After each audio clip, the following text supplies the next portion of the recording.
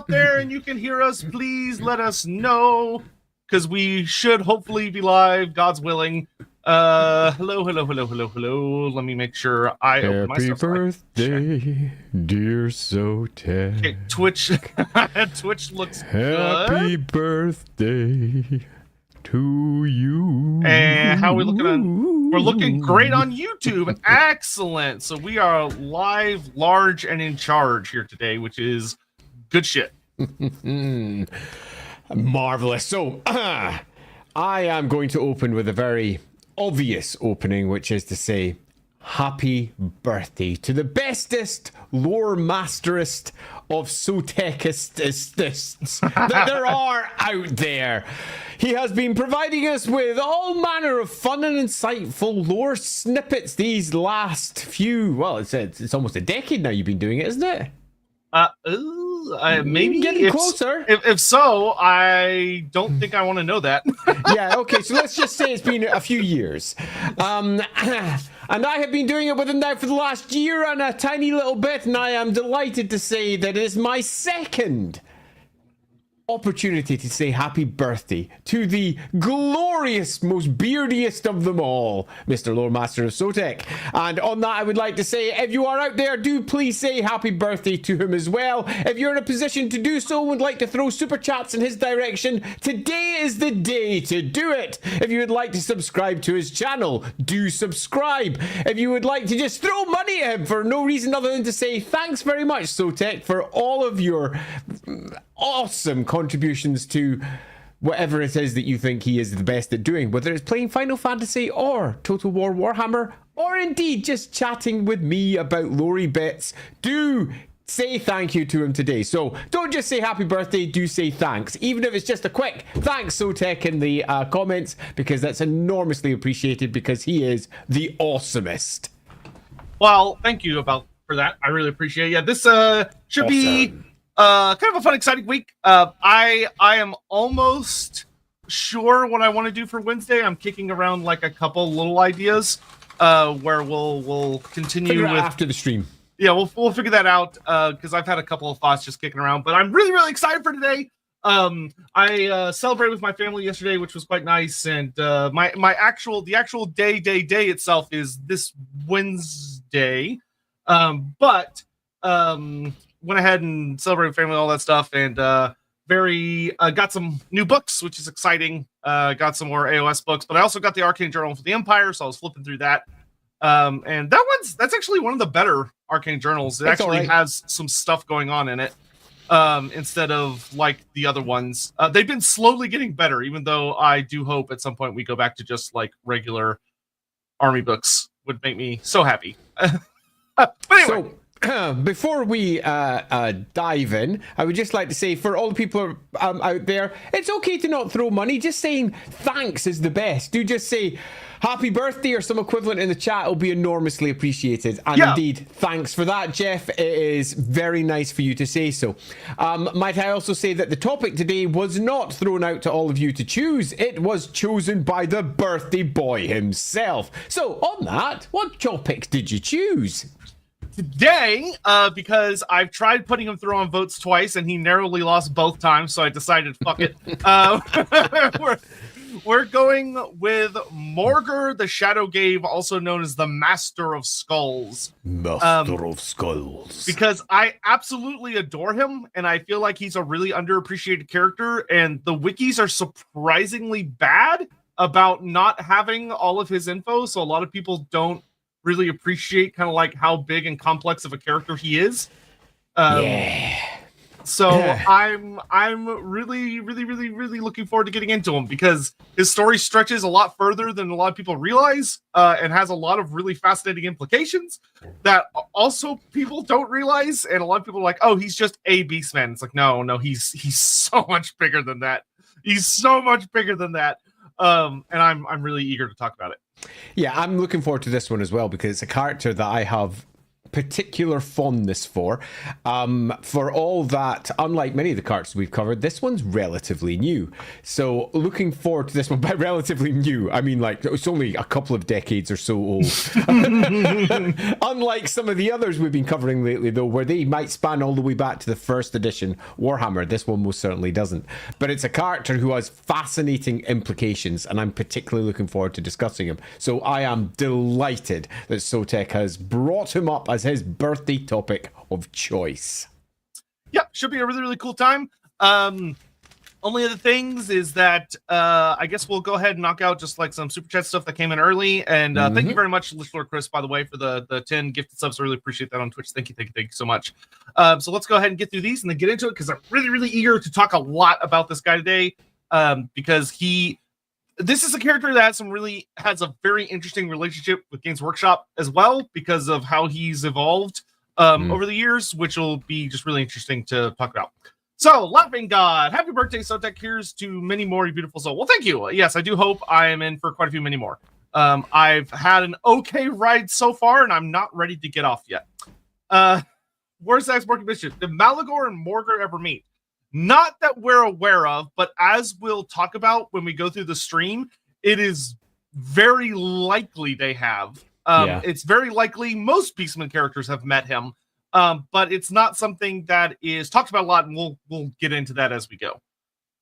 Magladroth, happy birthday, Almighty Sotek. Do you think there's a link between Morghur and other gods of hunger and aspects like the spider god? I'm gonna say no. As we get into it, Morghur is not a Morghur is. I can see why you're saying that, because of the whole like god eater aspect. But when we get into it, I don't think it's so much about hunger in that traditional sense, as like an all-consuming beast, and it's more something else. You'll see.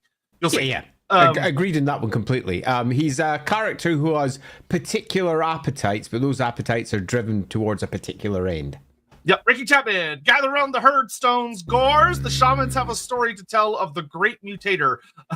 I like that you went with that version of great instead of the normal, because it makes it more like he's like a mutator, but he's like a cheese grater. But mutator, he's giving out little slices of mutation to everybody. Jorgen, which god do you think would taste the most like birthday cake? And happy birthday. Sweet. I feel like it would either be like Slanesh or maybe a Thardy. So, the temptation. Or one of the halfling gods, maybe? Yeah, sure. Go for Esmeralda.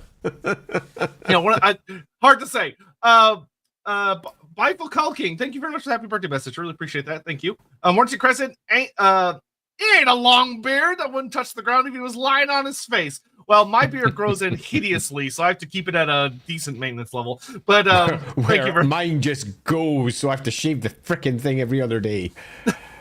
I wish that was my problem. Yeah. Maybe it will be my problem in the years to come.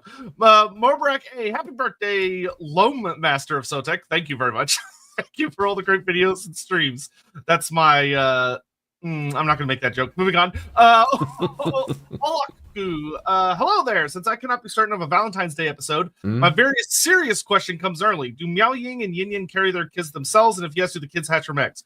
Would they carry the kids themselves? Probably yes. Would they be eggs? Probably no. Because I think we answered this. Yeah, we tackled this in the...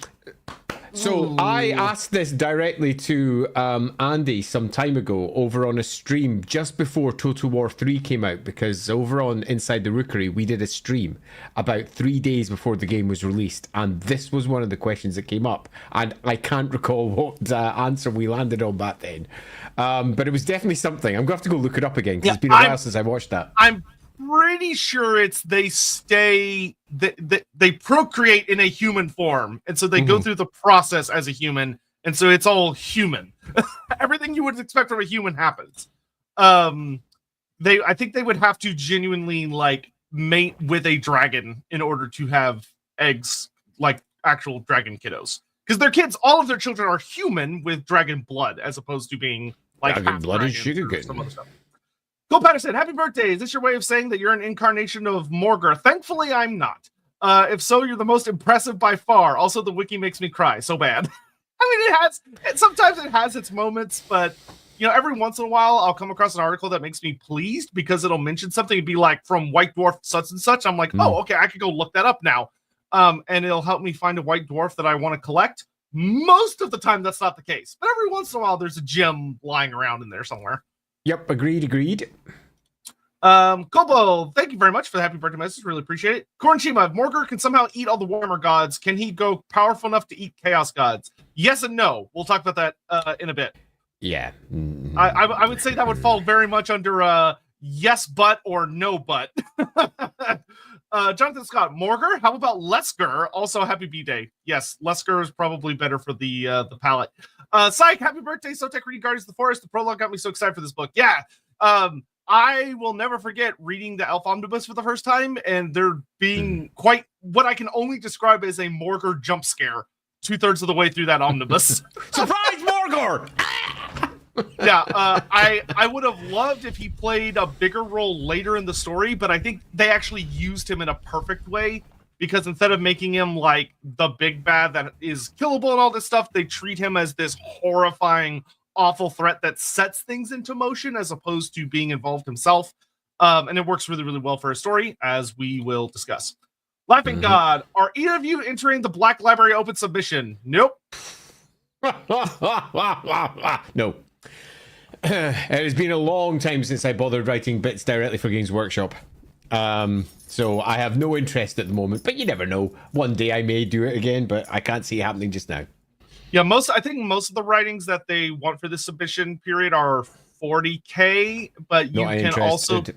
Yeah, it's like you could submit, I think, for a very specific Age of Sigmar thing, and I was like, I don't... Yeah, it's whatever. Nah. Only interested in Warhammer right now. Yep. I've always found it weird that a solid chunk of Beastmen characters basically aren't technically Beastmen. Happy birthday. Well, I mean, as something we've discussed back during, like, the Malagor stream and a couple of other places, the term Beastman in and of itself is very misleading. Yeah, it's amorphous. Yeah, so, like, I think it's kind of fitting that a lot of the, like, big bad Beastman characters you look at when you read, when you're dealing with, like, Moonclaw, Slugtongue, and Morghur, you're looking at these bizarre entities, and you're like, well, those aren't Beastmen. And it goes, well, yeah, but, like, what's a Beastman? And they do a good job, I think, of cracking that open, because it's more about their relationship with chaos as it is with their relationship with, like, species. It's interesting. I find it interesting. I'm glad it's like that personally. Armand, happy birthday. Thank you. Really appreciate that. Thank you so much. Holy Artist. Oh, thank you for the generous cheer, my dude. I appreciate it. Happy birthday, Sotek. I hope to be able to listen to you for a lot more years. Also, Morghur is a good choice because he's underrated and badly made in Total War 3. Yeah, I agree very strongly. Morghur is very interesting in Total War Warhammer 3 because he's one of the very, very few cases in the game where the multiplayer version of the character is excellent. Like, he's a good representation of what Morghur should be. And for the multiplayer community, he's really, really awesome. But his campaign side, I really dislike. Because it's because it's... Tell me why. I need to know. Because I don't know this bit. So the issue that I have with Morghur is that he's based purely on his 7th edition version. So he's a very, very narrow focused character. He's got his one magic item, and he's very pigeonholed into a very specific aspect of the character. I also wasn't a huge fan of the design they went with him, because from his chest down, he's just a normal Beastman. And I wish they had gone a bit more crazy with him, but he was kind of like a free addition onto the Wood Elf DLC.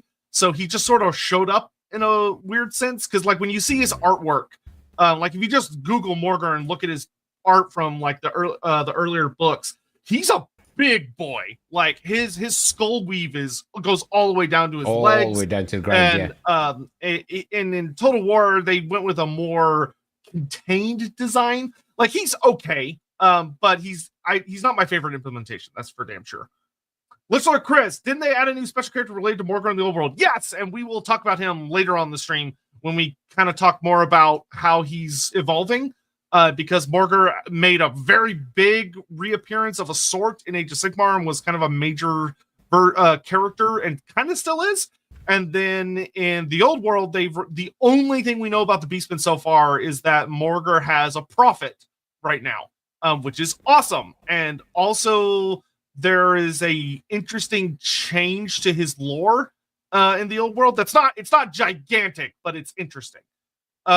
Because they actually fix a problem I had with 8th edition, which is that 8th edition fucked up Morghur's story really bad. And now there is something to fix it, which I'm looking forward to. Holy Artist, he's a Rostagorian with a crab claw the size of a large Vestigor. Yeah, I feel like there could probably be there are jokes you could absolutely make about Morghur without trying too hard. But and Regalda, thank you very much for the 40 months. Jesus Christ, I've been on Twitch for a while now. So let's get into it. Alrighty, so this is Sotek's birthday. You may notice that I'm wearing a nice little papery hat in celebration, because that's what we do on a birthday. Well, you got like really layers of I do have layers of hattage going on over here, because we all know Warhammer is the game of hats anyway. The bigger your hat, the more awesome you are. And for Beastman, the bigger your... Well, in the case of Morghur, he does still actually have a pretty big hat, particularly with his first artwork, as I recall. His big, like, stacked up thing that was sitting above his head. It was well cool. Anyway, that's by the by. So, because it's Sotek's birthday, I am going to be somewhat short on my introduction today, because today it's all about the things that Sotek wants to talk about. Indeed, I am going to take a certain amount of back seating in this one. Going to particularly enjoy doing that while I just listen to him warble on about all the things that are super important to him. But I will open with a few things that are not necessarily super important, but worth pointing out. I didn't read about Morghur until a good bit after his creation.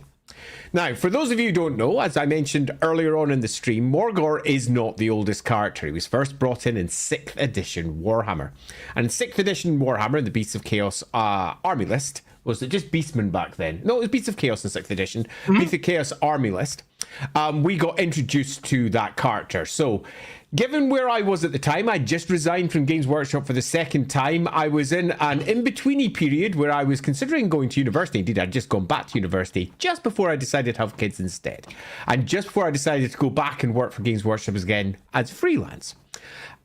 We were in the in-betweeny period, and I was avoiding Games Workshop for a good year because I'd resigned, I'd moved on, I was doing other things. So I didn't pick up the army list until around about 2005, a little bit of time after its release point.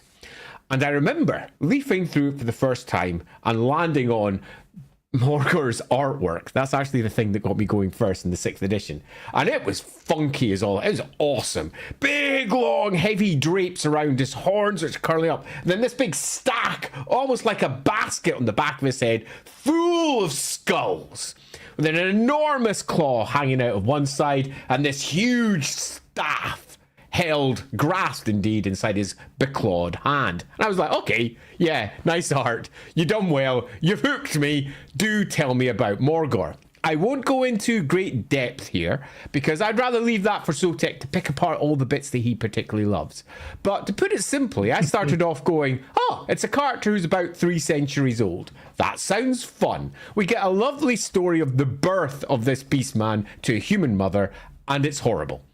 I won't go into the details here because I'm sure that the loving recreation of the terrible birth that will make many an alien movie wince in disgust. It's so horrible. Morghur is born, and he is one hell of a beastman. He is a beastman that no matter where he goes, the, let's say, corruption of chaos follows. Mutants spawn all around him, and literal spawn bubble up out of those who are around, and the earth blackens wherever he stands, and basically it's bad stuff. And I was like, okay, that's pretty cool. we've got ourselves somewhat of a beastman equivalent to, say, Akold Hellbrass. Wherever Akold Hellbrass went, a Chaos Champion of Tzeentch, instead of death and destruction, in many respects, it was life and change that popped up. And I was like, oh, there's a nice little mirroring going on there. I kind of like this. And then I kept on reading. And the story changed a little bit because they establish a story and you're like, okay, cool. That's a pretty cool story. And then they go, you know that story I've just told you? Excuse me while I take an axe and completely hack it down and say it's significantly bigger. Because Morghur, as far as the Beastmen were concerned, wasn't just a Beastman who had been spreading corruption for the last 3 centuries through the old world. No. He was, as far as the Beastman was concerned, a reincarnation of an ancient Beastman spirit, thing, creature, entity. You can choose your particular poison. But what, as far as they were concerned, Morghur was this creature that could not be killed and would come back. He was this great epicenter of what it was to be a beastman, almost a prophet in some regards, because the beastman himself was plagued with visions of destruction and ruination, of the great civilizations of the old world coming crashing down, and he literally couldn't escape them. He was almost mental, crazed out of his head. And beastmen from all round would come flocking to his side, and they, much like the surrounding people about him, would often mutate, but sometimes to greatness. This great spirit, as far as the beastmen were concerned, had been reincarnating or coming back since possibly the Cataclysm or beyond, which is interesting given that the beastmen themselves were said to have come from the Cataclysm. So we have an entity that perhaps predates beastmen and is somehow directly connected to and related with beastmen. And I was like, okay, fair enough. So we've got the physical body of this entity, which has been kicking around for the last 3 centuries. But beyond that, all manner of other cool stories. Okay, that's pretty cool. I like it. Then I read his rules. I'm not going to go in depth here. I'm merely going to give you my response to them, because this is Sotek's excitement to worry over, because his rules. You ready for my summary? Holy frick sticks! What the hell?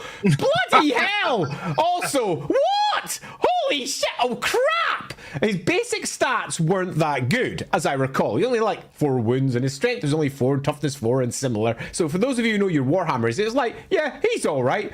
But what he could do to your Beastman army was extraordinary. It completely changed the entirety of the Warherd and how it manifests. And without going into any detail, there's going to be mutation all over the place, literal chaos spawn rising up, and even the woods themselves causing fear and swallowing up, because wherever he goes, taint follows, and that includes everything living around him. He is truly horrendous and turns the entirety of the beastman horde he's with into a braying mob. Now, if you know your Warhammer rules, you know one of the core basics of Warhammer is you have a general who spreads his leadership around him, and they go to war, and your general's the best leadership, and he'll hopefully stop you. But no generals when you include him, because it's just one gigantic mob. Let's go! And I was like, cool. Nice. It added some variety to the standard composition of a Warhammer game. Warhammer games were, and still to a degree are, relatively staid, fixed, over complex affairs.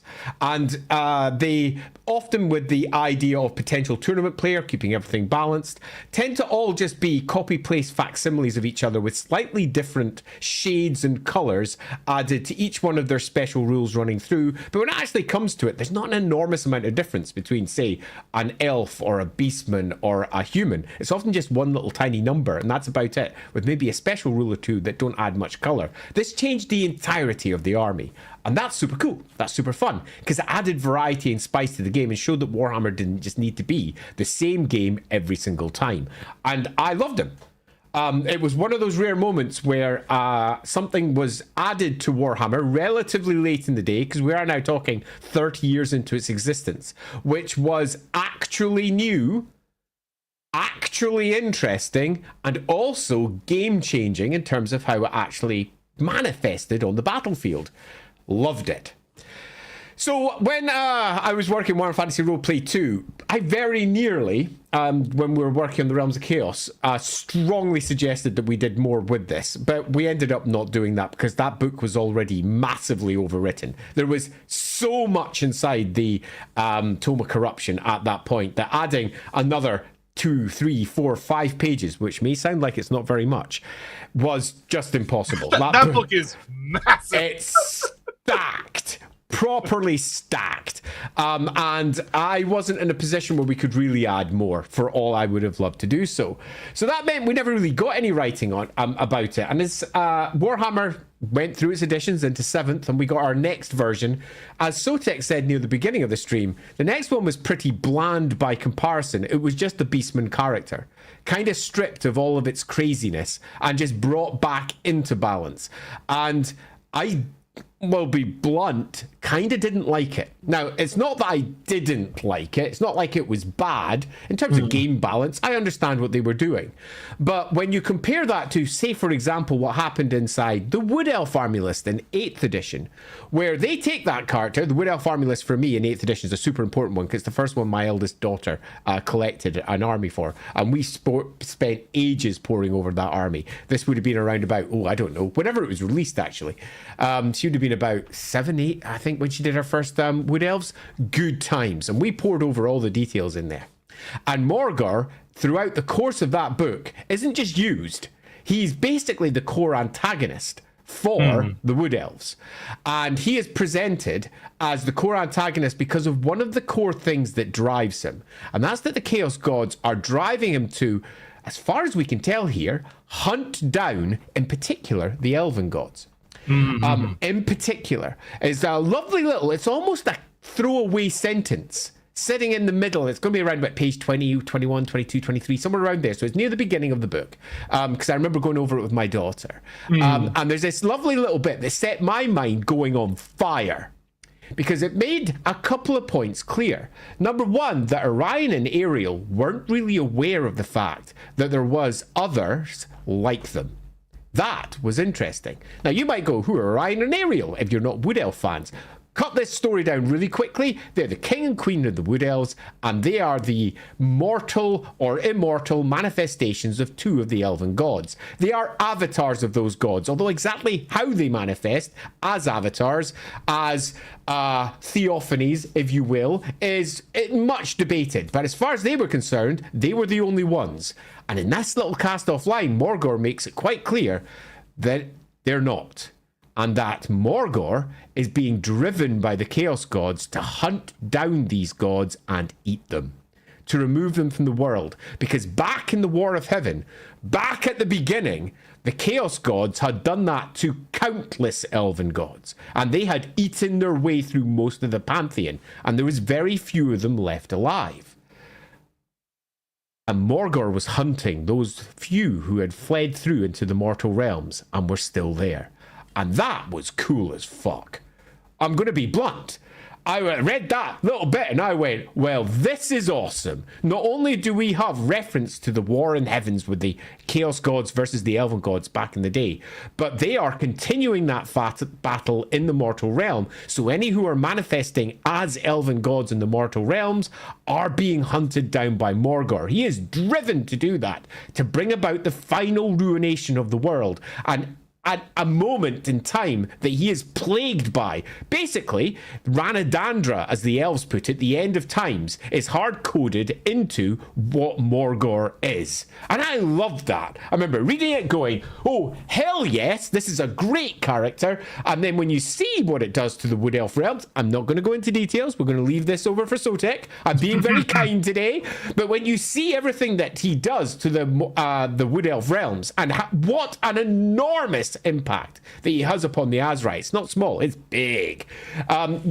It's not just a small character now. And in some respects, before, definitely with 7th, this character was kind of downscaled, but when you see what it does, not downscaled at all. Regardless of what 7th edition did, Morghur was important. Morghur was very important because Morghur was in some respects you could almost call him the herald of the end times, because he was hunting down the elven souls that had escaped the Chaos Gods, these elven gods. And if he got them, then the end times could come. And that's one of, I feel, the great untold stories of the end times, because that should have almost been the heralding point of the end times. And we've discussed my disappointment with the end times and Sotek's disappointment with the end times multiple times in previous streams. But I'll just sum this up with, in my world, it probably should have been the absolute consummation, not consummation, that's a slightly different one, consumption. Let's get the right one here.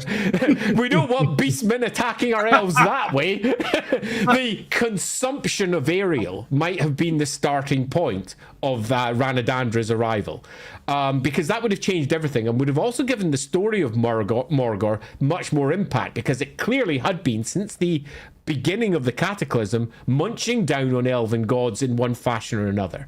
And it was a great character and a great story that I feel was not necessarily laid down. And that brings us up to where we are today, where we have the character over in Total War doing his Total War things, which I don't know a great deal about, and I'm quite happy just deferring to Sotek in this one.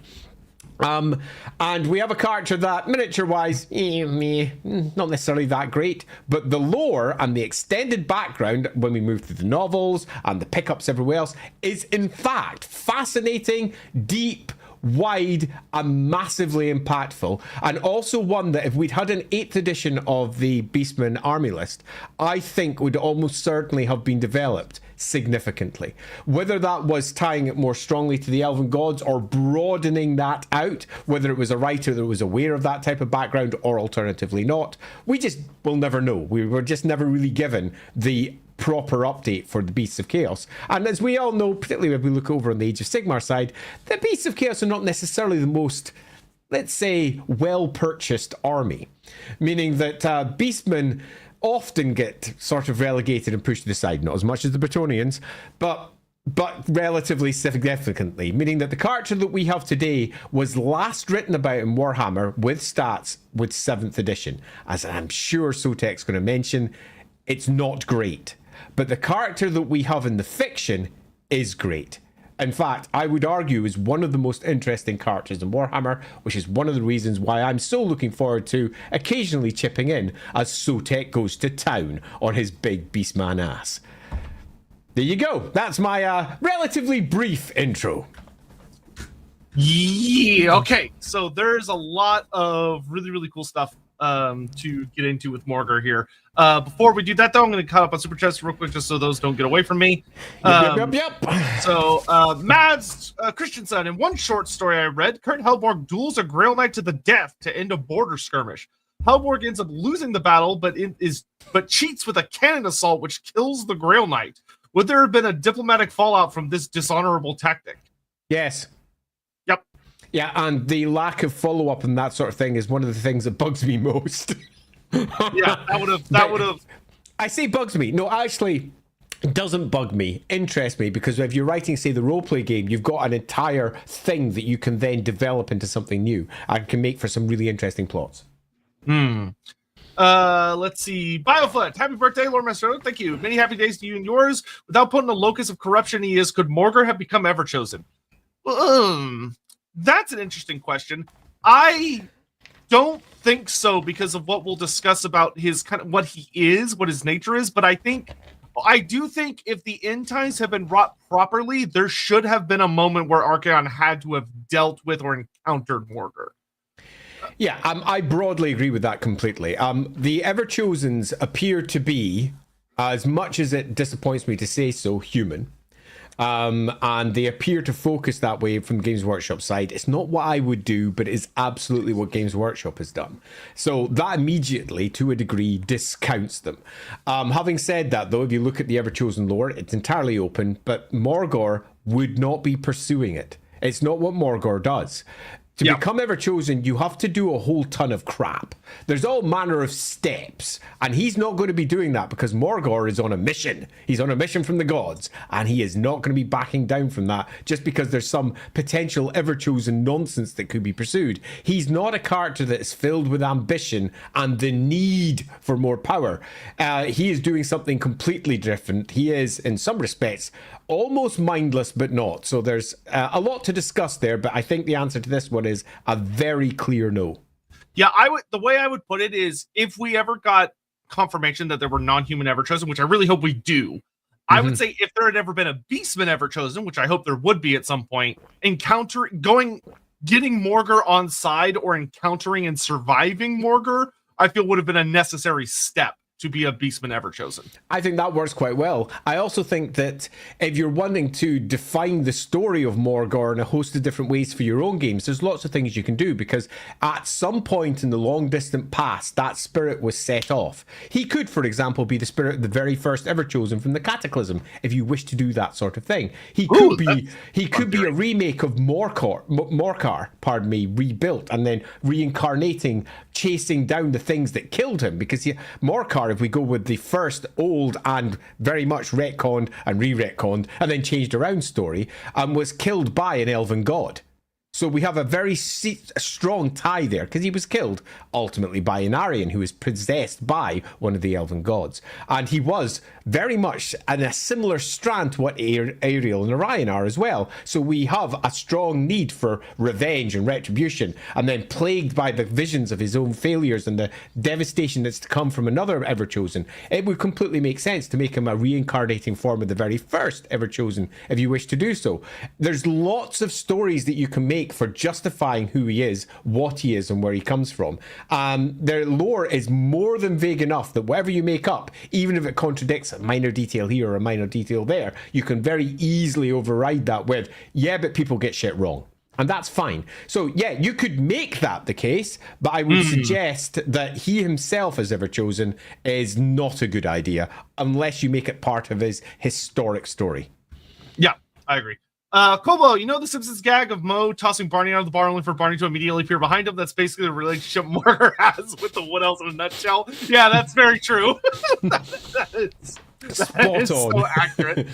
Yeah. Morghur came back the very next day.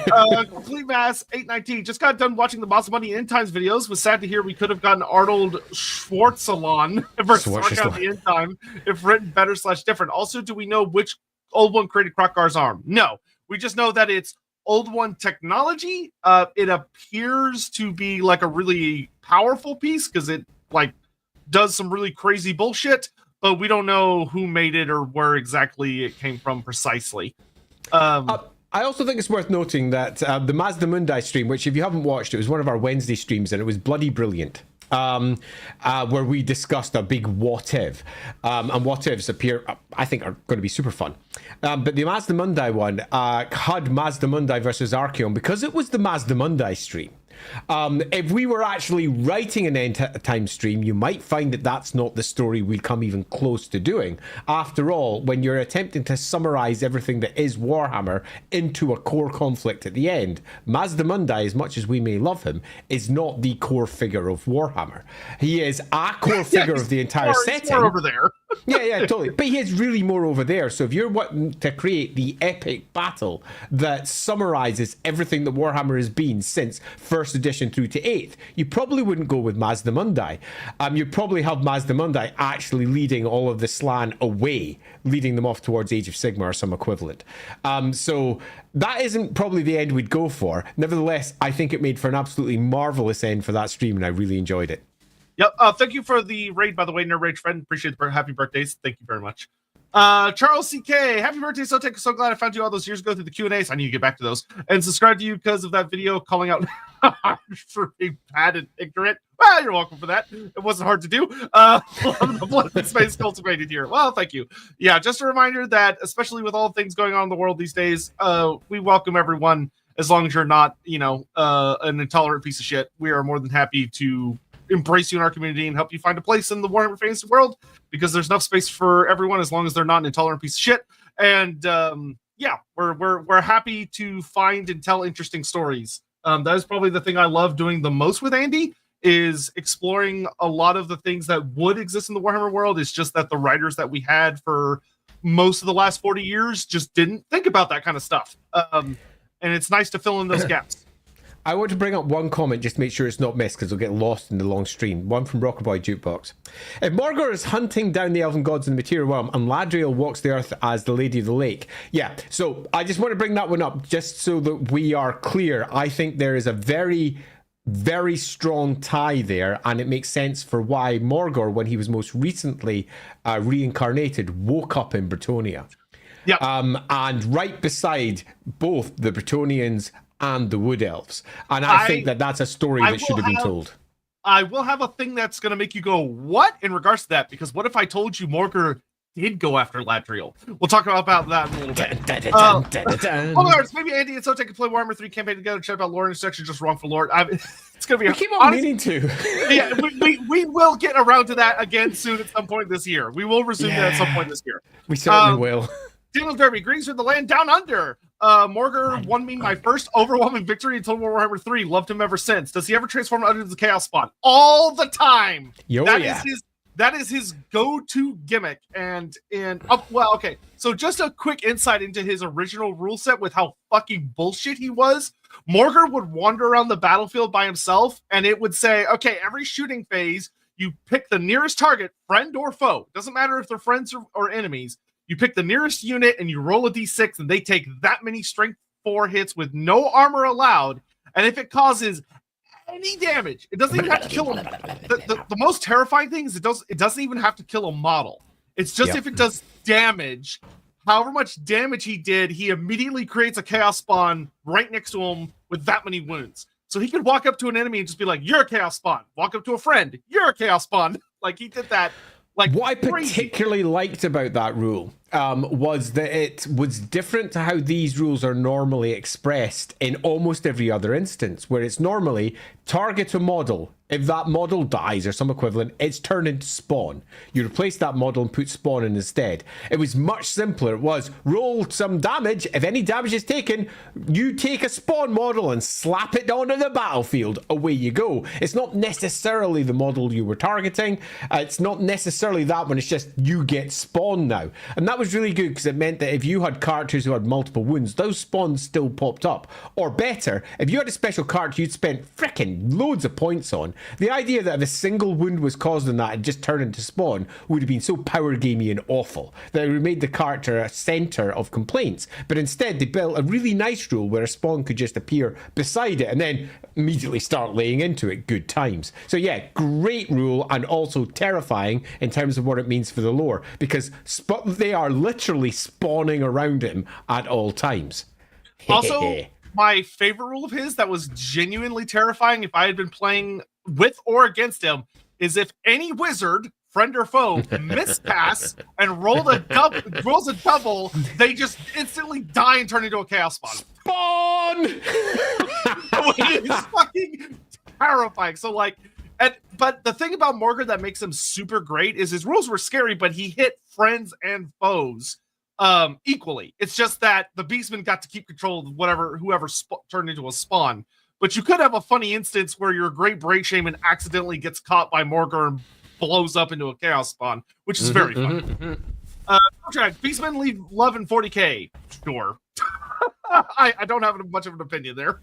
I used to have several Beastman regiments in my old Imperial Guard army back in the day. They have a very cool Necromunda team now. No, is it Necromunda? It's the other game. Kill team. They have a very cool looking kill team now. Serpanza, wherever he goes, taints follows. That's what she said. Oh my god. He got that weave in his younger days. Breaks kid.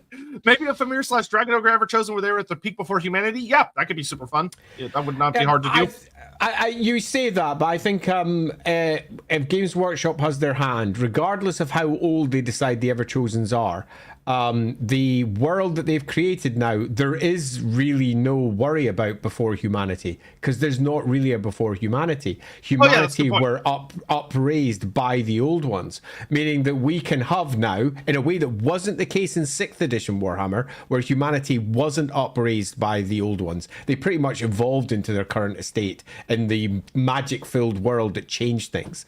But humanity's absolutely upraised now by the old ones. That means that Morghur, as he was back in the 3rd edition, the fourth edition of Warhammer, where Morghur was the first ever chosen and was human, can come back in that state. He was written out because there was considered to be no real humans kicking around who could fulfill that role. In the first Cataclysm, it was all demons that came up, demons that flooded the world, and demon gods that did all the slaying. And the old lore from the fourth edition was replaced wherever it said mortals, they just went script, demons. And then after sixth edition into seventh and then eighth, they were like, well, maybe it's not. And then the old world, it definitely isn't. So that very much could be the case, but I think it's very likely that Warhammer is going the direction it always did previously. Chaos is at its heart led by humanity. Yeah, I would agree with that. Ricky Chapman, Morghur is such a big threat, but how many people are actually aware of him and threat he poses? Not a lot. Morghur is a very, so one of the things I like about him, and we'll get into this more just as soon as we get to these last couple, is that Morghur is very quickly revealed to be an ancient threat.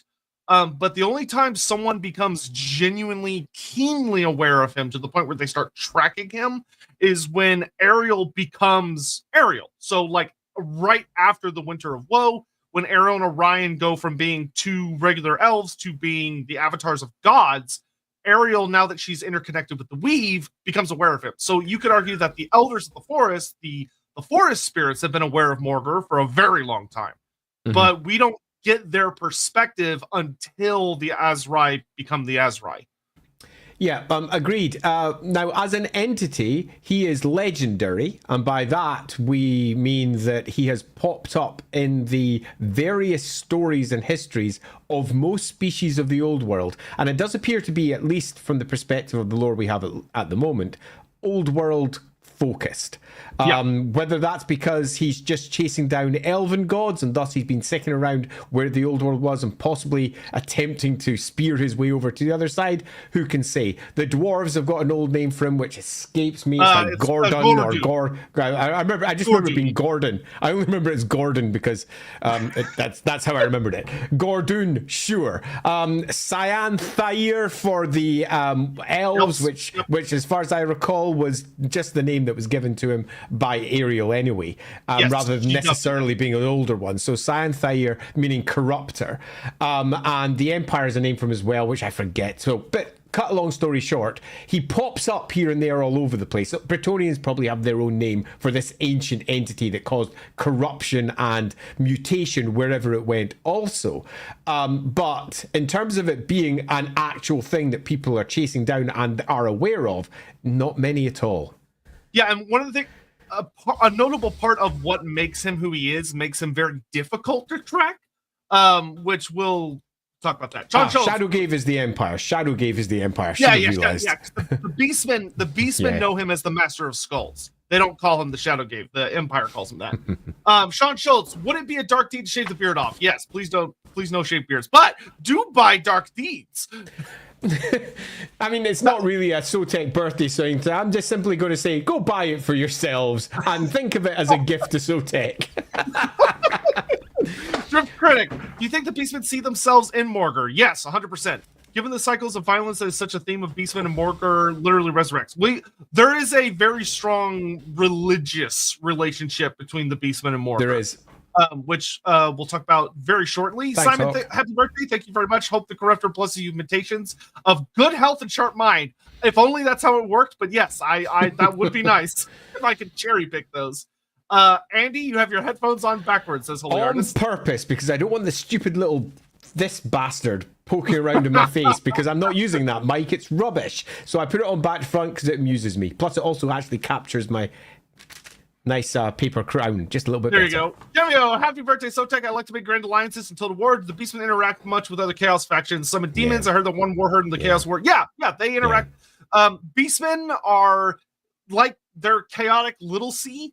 So sometimes they join up with other Chaos forces. Sometimes they attack them. It just depends on like the individual war leader. But there have been plenty of demons that have worked with Beastmen. There have been plenty of mortals that have worked with Beastmen. There's a whole cult in the Empire that if you play Wolfrup shows up quite a bit, especially in the Enemy Within, who have a whole thing with Beastmen. Though I would heavily recommend watching LAWhammer and reading the expanded materials so you can have more for them to do because they kind of fall off weirdly in the original Enemy Within storyline. Yeah, they do. But Beastmen work together. They work with more factions than you would expect. There's even suggestions of them working with like greenskins and other types of races. Yeah, originally the Beastmen were a part of the Chaos Army. They just were a part of the bigger whole. If you go back to Warhammer in its early editions, where they were looking at, say, 3rd edition or 4th edition, the Beastmen didn't have their own setup at all. The Beastmen were a part of the other armies. It wasn't until we hit 6th edition that they were separated out properly. It was 6th edition. 6th edition Beast of Chaos, yes it was. 6th edition where they were separated out. In 5th edition they got their own army list as part of just Chaos. So the answer to that is not just yes, it's an emphatic yes. Whenever the great swellings of chaos arrive and we have ourselves an ever-chosen rallying everyone together, the Beastmen are a core part of the attacks that come as they rise up from the forest, often at the bidding of the dark gods, to wipe out the civilization that is so hated all around them. Yep, and then last one before I get to finally dive in. Source Blood, happy birthday, Sotek, with the introduction of Kralma, not Karlma, but Kralma. Can we assume that there's always a brave shaman who goes looking for the reincarnation of Morghur? I would say it's not always, because we have some explicit notes about there have been times Morghur has been born and there's no one around him, and he sort of wanders for a while. But in the sense of Kralma, there is, and it's probably because it's building up to end times type shenanigans. There is a prophet character introduced for the old world who I love, and we'll talk about towards the end, who is a prophet blessed by Morghur himself and seems gifted to sensing Morghur. Because and one of the things we'll talk about is that Morghur, just stay tuned. I'll leave it at that. It's complex. But Jeremiah, happy birthday, Sotek. Mastering follow-up questions. So no human culture is equivalent to native Meso/South American societies. Amazons really sucks. So as far as we've had detailed out, unfortunately, that is correct. That being said, that could change at the drop of a hat. God damn, I hope it does. One of the things that upsets me about Warhammer is when they take other people's cultures and say, they're monsters, without providing any additional context, and often without any real sensitivity at all with what they're doing. In many respects, othering other entire civilizations to an extent that they are just things to kill. And that's sort of the case over here. It would be lovely if we had just more.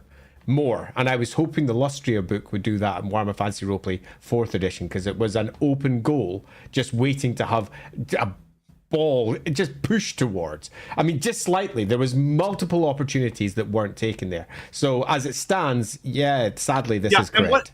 What I will say is that you don't have to go back very far. I think just like 5th edition to when there were lots of regular humans in addition to Amazons, in addition to pygmies, in addition to the lizardmen. Now, the pygmies, for good reason, got pretty much wiped off the face of the earth. They're bad. They were just horrible, horribly implemented. And unfortunately, I think there are some individuals that have written for GW, or maybe GW itself, that get a little spooked by putting humans over there, because they're like, well, we just don't want to touch it. We have the lizardmen, so we'll just stick with that. But it leads to leaving an entire continent that feels empty, which sucks. And it also does the problem that your comment and Andy talks about as well. Yeah, and I think so that you can really get how weird it is where it's currently left. If we think of the old world is much smaller than Lustria in total. We just think of that area ranging from the border princes up to, say, Norska. Think of how many different species there are there. And we're not just talking elves, dwarves, humans, halflings. We're talking about beastmen. We're talking about greenskins. We're talking about, in fact, we could go on forever. There's far too much here we could discuss, because there is frickin' tons of them. They're butting up against each other. There's all manner of different stuff. Compare that to Lustria, where it's just this big open expanse of nothingness with the occasional lizardman city, some Skaven undermining them, and, some monsters, maybe some Amazons on the coast and some vampires, and what the hell else is out there? It's huge. It needs depth. It needs extra detail. And that's normally where the roleplay game steps in and goes, that big, huge area? Well, actually, it's full. It's teeming with life. It's teeming with both ancient civilizations, perhaps, that have collapsed, and newer tribes in a variety of different ways. But we kind of don't have that. We don't really have the dwarfs who've popped over there, as we are fully aware of from say, Total War side. There's just this big, huge, empty expanse that needs to be filled. Yeah, the Lustria book for 4th edition really dropped the ball, especially when it came to the they didn't have to go super hard on it, but just some mention in Skeggy of like, oh, native humans that have been here for generations, and some of them have come and integrated into Skeggy, then they come with trade, but they're very mysterious and they're way out west, would have been fine. Because like, if you read the Lustria book, Western Lustria, like the entire western coastline behind the Spine of Sotek Mountains, we have no idea what's over there. We have totally no fucking idea what's over there. And that would be a great place for humans to live. So, okay, I'm going to put other things. I love the, just little comments saying weird things in Demdar Mountains, the cities of gold, what lies out there that can't be touched, the thing that drives humans to want to explore and dive deep into the jungles. That's more than just the lizardman cities that are there. Extra stuff. We are perennially interested in that sort of crap when we're role-playing the game, as in loads of cool things that our players could be chasing, and there is a complete lack of that sort of detail. And it's not just from the Lustria book. The Lustria book was the one that I hoped would fill that particular hole. It's pretty much from all of the books that have come from Games Workshop since around about 1995. It's just this big hole where they made a stab into the area and then went, you know what? We're just not going to discuss most of it, and we'll just focus on the lizardmen and whatever affects them directly. All right, so I'm going to put a pin in Super Chest for just a little bit so I can talk about Morghur for a bit, and then we'll come back. Time to go. So, Morghur the Shadowgave. Like Andy said, really interesting history. One of the things that I actually really like about his character is there was some good coordination in the 6th edition army books where Morghur shows up for the first time in 6th edition, but he features in the history section of the Wood Elf book and the Beastman book. Like, he is treated as a very big, overwhelming threat. So one of the things that's really interesting is that you actually, at the time, and this happens when you continue later in the editions, because fun fact, as we've talked about, the Wood Elves did not get a 7th edition book, and the Beastmen did not get an 8th edition book. So Morghur's story gets carried through the editions, but by different factions and armies, which is very strange, but it just ended up being the way it was. So what the big things about him that are fascinating is that if you picked up the original 6th edition Beasts of Chaos book and you flipped the Morghur section, the first thing it tells you is that, oh, Morghur was born 300 years ago, and he's been alive for 300 years. He's very, very ancient. He's this big, scary guy, and you go, oh, okay, interesting. But then if you went and picked up the 6th edition Wood Elf book, it says, Morghur is an impossibly ancient spirit, a horror beyond imagining that's been around since time immemorial. And you go, whoa! Of that, there's this different levels of the storytelling. So one of the things about Morghur that's fascinating to me is that the big thing that I'm going to start with is, what is he? And the truth is that Morghur is a really fucking awesome. He's kind of one of the closest things we have to a very chthonic, Cthulhian type entity, in that basically the fine details we get if you combine all of the editions lore about him and all the stories is that Morghur is an entity somewhere within the ether. He is this horrible spirit thing within the realm of chaos that is not directly connected to any of the major powers. He is his own entity. He's always very deliberately had the mark of chaos undivided. So you could argue that he is a minor chaos god, that he's some kind of alternate force. But the thing that it does say is that Morghur is believed to have come into existence either with the Beastmen or just before the Beastmen. And that he is a entity of change, but not Tzeentch's form of change. Because there's a very unique difference between the two of them. And I'm curious what Andy will think on this. I'm going to say it, but I'm curious of his thoughts, because this is something I've struggled with. Of, Morghur feels very Tzeentch coded, but he's not. He's very undivided coded. And it's because Morghur is presented as a godlike. I'll use the term god, but keep in mind that it's not 100% whether he's a god or just a thing, but a god of mutation and a god of very physical change. I'd like to chime in just so that we can reinforce parts here. The language here is encoded. in that the language that is used to describe Morghur is not the typical language that you would often find for, say, for example, a god. He is very much pitched more as a spirit, but this spirit is just another word for god.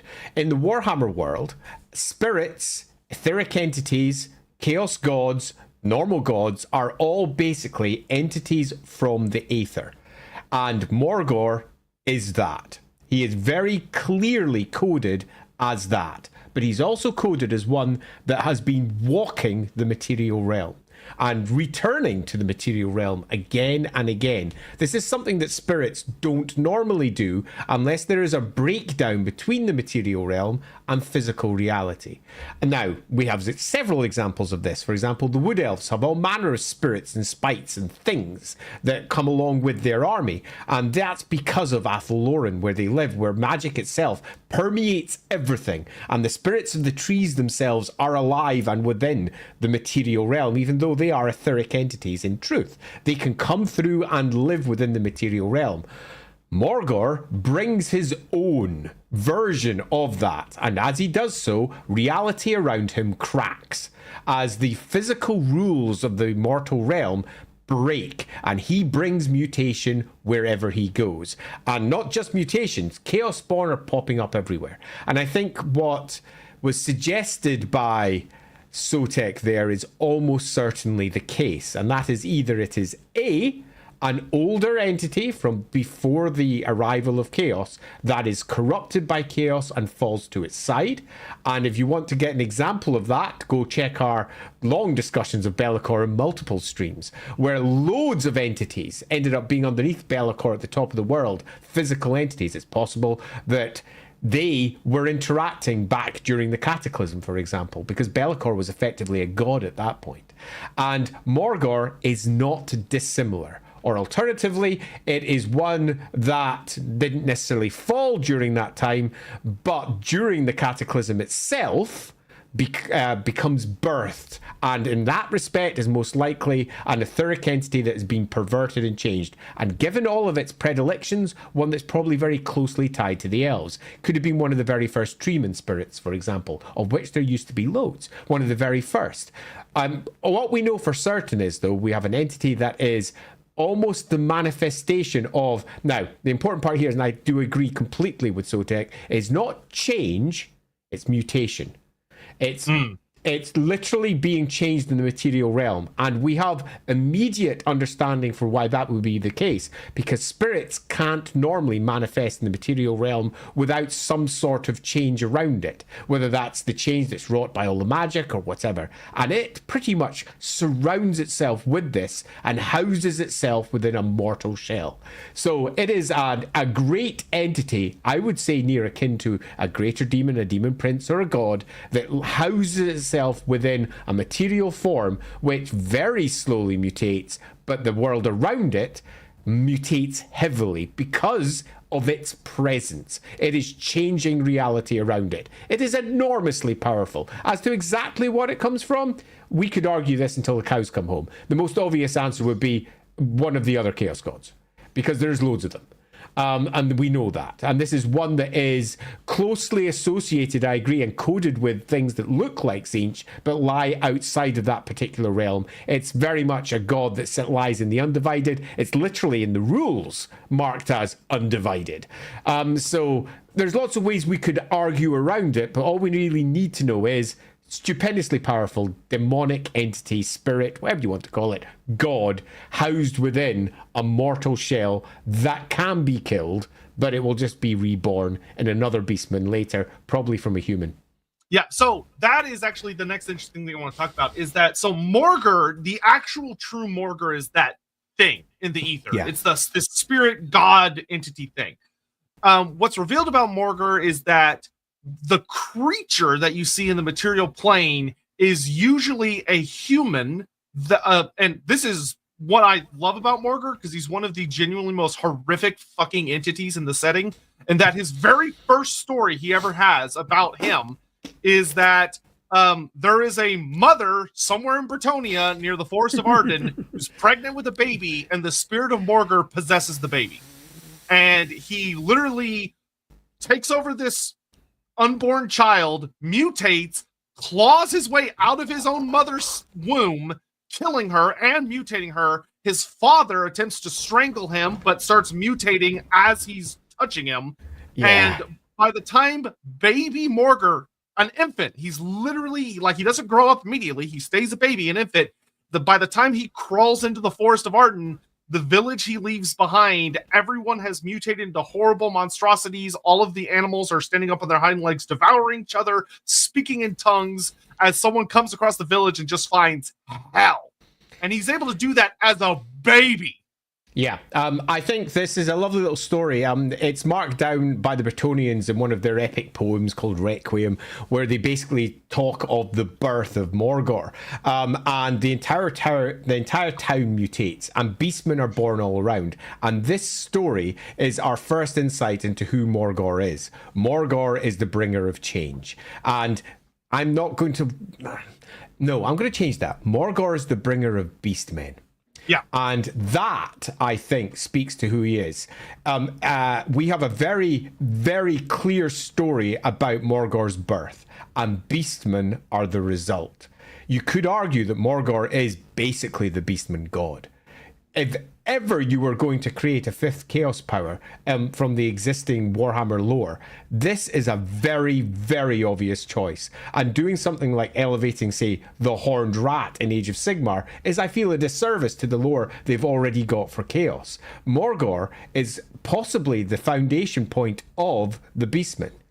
The arrival of Morghur on the material plane changes the human he's born into to a beastman, and all of those around him either mutate into beastmen if they're human, or mutate into beastmen if they're beasts. It is pretty much the bringer of beastmen into the world, and that for me is fascinating, because we have a very clear origin point. Now, it's possible he could have been the first beastman. It's possible you could retell that story in other ways, but given he's almost certainly an etheric entity, he very much feels like the etheric entity that created the beastman in the first place. So the thing that I love about him is he almost feels like he's a moment captured in time, of like when the cataclysm first happened. We have some artwork from I think the Hordes of Chaos book that shows the first birth of the Beastman. It's this horrible black and white art where everyone's mutating and like a spine's coming out someone's back, and it's like awful. And it's like, this is the creation of the Beastman, and Morghur is that moment captured forever.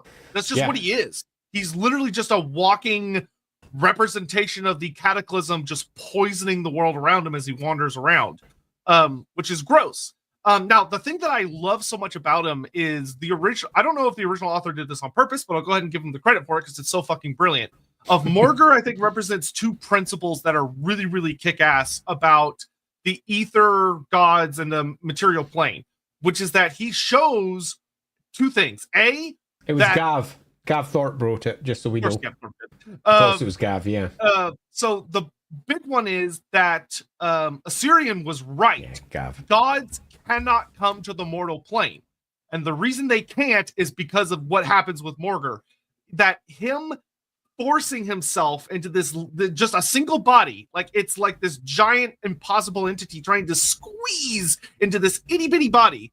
One of the things that Ariel's seen talking about in some of the Wood Elf books is she talks about that it's the tiniest tendril of this force forcing its way into the world through Morghur, and he completely fucks up everything around him constantly. The second thing I love about him is that Morghur is the best representation of in the setting of how the ether, the realm of chaos, does not have a sense of time. It doesn't exist. Mm-hmm. And because of that, Morghur is an etheric entity forcing himself into a physical body, and he has no idea what the fuck is going on most of the time. For him, being in reality is so confusing that he appears utterly mad, because to him, all times are simultaneous. It talks about how when Morghur's walking around, he sees the end times. He sees Ranadandra. He sees what he's going to make reality into. That's what he wants it to be, but it's juxtaposed. He has this really fucked up confusion with he's seeing the world as it is in real time, while also seeing it as it was, as it will be along all potential futures. and it quite literally drives the body that he's puppeting, in a sense, utterly fucking batshit mad. He's a raving mad creature that is often talked about as, despite how there is an intelligence behind him, it really struggles to focus on what's going on, which is what makes the elf god avenue so fascinating. One of the things that's talked about with Morghur that I, once again, love is that when Morghur sees Ariel for the first time, it provides this terrifying insight that he snaps. His attention goes, I understand what that is. I recognize that. Like, in a world where, it's kind of like, imagine if I picked you up and threw you into a void where your main senses don't work because there's other senses, but you don't have them. You don't have the sense of whatever is going on in this void. And then suddenly something shows up that you can see, you shines a torch taste, on you. You can smell it, and you go, oh, I know what this is. I can interact with that. And that's what the elf gods are to him, because they're also etheric entities. They're also these gods that are not supposed to be there, but they are. And Morghur can see them, and he can track them across. Like, the first time Ariel and Morghur interact, Ariel appears in a spirit form. She blasts him and all of his beast tribe. But one of the things I love about the little story is it says that Ariel travels for months through lands that no elf can walk through safely before she finally gets to Morghur, which seems to suggest that he's either somewhere really far in the north, or he's in some like deep, terrible grove. He's somewhere very far away. And he meets Ariel for literally a couple seconds. She blasts him with magic and then teleports back to Lorebeards. And it didn't kill him. He survives it, because we'll talk about how bullshit Morghur is in a second.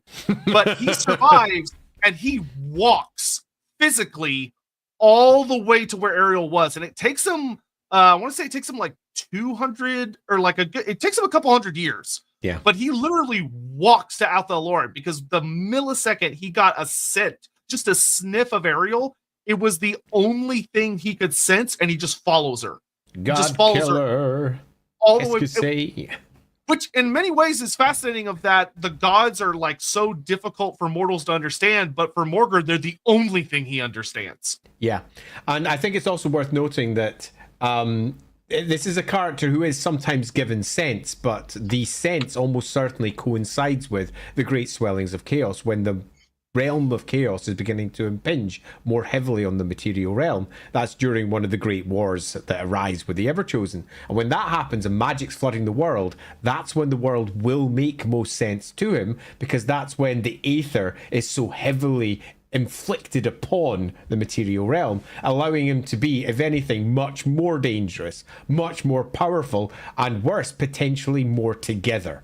Allowing him to be, unlike, say, his 6th edition version, where he turns every single beastman into a raving lunatic, into his arguably more his 7th edition one, where he's a character that can be part of a force with a general. So we've got two different versions of him, and we can justify that by saying the other version of him is more representative of him when he's a bit more controlled. The other one is when it's utterly wild. And I think both of them can potentially speak to variations of the character, for all the 7th edition version is bullshit. Not a particularly well put together version of the character as far as I'm concerned. But yes, we have ourselves an entity that is, I think, without compare, the most like a god you can, in fact, the most like an elven incarnation of one of the gods that you can get in the material realm that isn't an elf incarnation of the material gods, and is the closest, I think, as well to, before Games Workshop writes in a slightly different direction, a clear chaos power. A clear chaos power that should have been the undivided, it's almost the great beast itself, made manifest. So, Morghur... We should probably head towards super chats before you lose track, because they're beginning to pile. Okay, that's a good point. Sorry to be a pain and interrupt. No, you're all we do love our Morghur here. Yes, we do. Roderick, the Warp Effect faction, get some Lorebeards love. Yeah, poor beastman. Happy birthday, lovely lads. Looking forward to catching this podcast for truly rad of you doing those uploads. So, hey, no problem. I'm glad I'm somehow keeping up with them. I'd just like to say, Roderick, to add on this one, Morghur, I think, in many respects, speaks to the Warp effect, because we have ourselves a character who should have been, as far as the Warhammer's world is concerned, core. It's a core No, yeah. character. This is an important one. This is an important one not just because of the effect that it has upon the elves, but because whatever it represents to an entire faction, the Beastmen, to Chaos as a whole. The Chaos Gods are sort of guiding it. It's so out of control. And it should have been something incredibly important come the end times. And if the Beastmen had been focused upon, if the writers of the end times had looked at everything that Warhammer had to offer, then Morghur would have been a core component of it. Because Morghur is a herald of the end times, is constantly seeing the end times and is present at it, doing stuff that Morghur should be doing, which is eating elven gods. They shouldn't have simply said, for example, in the end times, oh, all the elven gods are sort of dead except for this one, and this is the only god that really matters anymore. Screw the rest of them, and also elf gods are weird, man. Bye! They should have had Morghur eating his way through them, having the panic rise amongst the few remaining elven gods as he's going from god to god to god. True end times bullshit, rising as the fifth chaos power in a fashion that made the chaos gods jealous and terrified. It would have been a marvelous mixture of different ways that this particular faction could have been brought to its heart, and the constant pushing aside of the Beastmen, where the only thing that really matters is all the hordes from the north screw the Beastmen, could have been given some balance, but sadly, no. Yep. Darius Rose, happy birthday, Sotek. Based on the episodes covered, which character do you have a newfound interest or respect for? Mine would be Durthu. Going from Angry Tree to Jesus fucking Christ, this is sad and reminds me of my worst grade. That's genuinely tough. Probably to Henwin. As much as I already loved and adored him, the episode we did on him, I think, added some very, for me, genuinely fascinating new avenues and expanded what the character meant, which made me love him even more. Because I think in a similar fashion to you, he goes from Lizard Moses to instead being a genuine evolution, but also in a way kind of a corruption of the Lizardmen. Of the entire that is Lizardmen, yeah. really, really, really good. Yep, agreed. I would probably say that. Morghur Crescent, Beastmen have worked with Greenskins since the old Battle Masters board game. Ha! I broke that out not that long ago. Oh man, what a game. But yes, true. Jack Flanagan, thank you very much, though. That's very generous, Jack. Oh, thank Jack, thanks so much. Happy Yay birthday, to Sotek. Jack. Happy birthday to you. Sotek. Thanks to you and Andy, I've started running my own campaign of The Enemy Within 4th edition. Woohoo! You guys are an inspiration. Question, is Morghur best described as a force of nature or a defined character? Definitely a force of nature. Yeah. He's way more force of nature than anything else. He is, but it's also worth noting that he is a directed force of nature.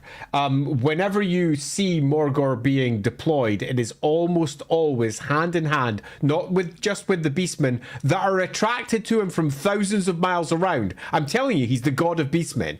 It's not just that they're attracted from thousands of miles around and all the corruption that lies at the heart of who he is, but the Chaos Gods themselves are sort of nudging him, pushing him towards what they consider to be some of the greatest enemies they have, which is indeed the elven gods in the material plane. So there is definitely some pushing and shoving there, but at its heart, force of nature, hunting down what little it understands in the material realm. Yeah, he has a purpose, but he's basically like, think of it almost like a blind wandering thing that has to move by touch, where he has to kind of feel his way around through like a giant maze. So like he can sense you, he can maybe see you through the walls, but he's got to work his way around everything to get to you, which in some ways makes him genuinely terrifying. Because I mean, you can imagine, we don't know which elf gods it might have been, but because they're actually mentioned of there being there used to be a lot more elf gods than we have now. Elenil had something like 100 kids, and he's only got like 12 now. But you can imagine these gods trying to run, trying to hide, using things that would allow them to easily disguise themselves or get away from mortals, and Morghur's just never loses sight of them. Like, he just keeps on their scent and just keeps coming. There's literally no getting away from him. Yeah, and I think this is an aspect to the character that is not underplayed, because it's actually to a degree overplayed because they never really resolve it.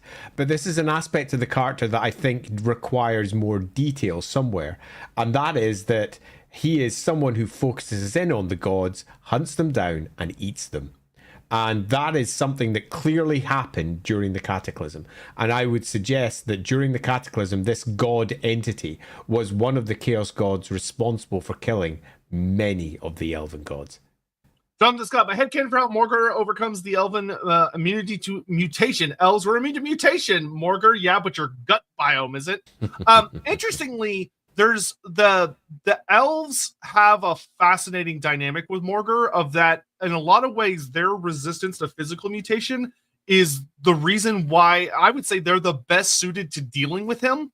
And they're such an antagonist for him of that a lot of the other groups struggle much more.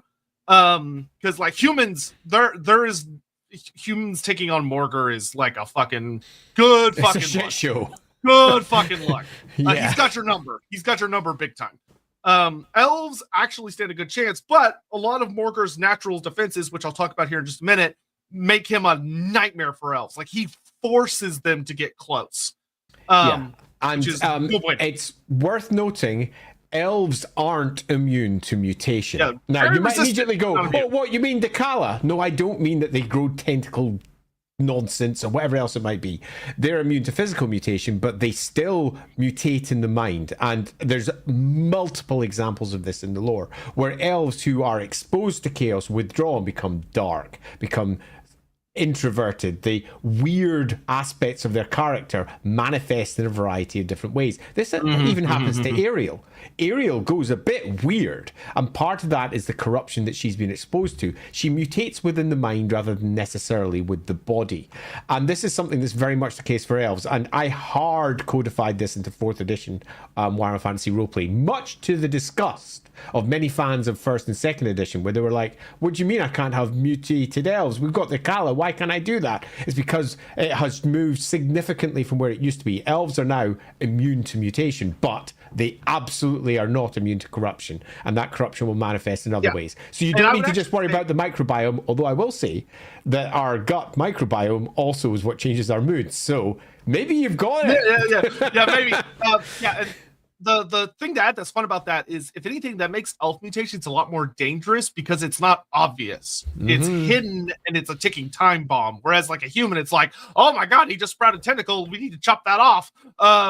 With an elf, A, there's really no curing it in most cases, and B, it's hidden, which is very spooky. Charles, if Morghur eats a god, is there some true messiness at play? I.e., do they cease to ever have existed, or can they keep existing in the future because warp?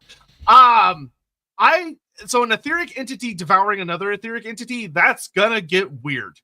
Yeah. Plus, we've got to also remember that what Morghur is doing is really quite physical. We don't know exactly what happens here because sadly the lore just sort of says, yeah, that's a thing that's probably happened, but we're not going to touch it.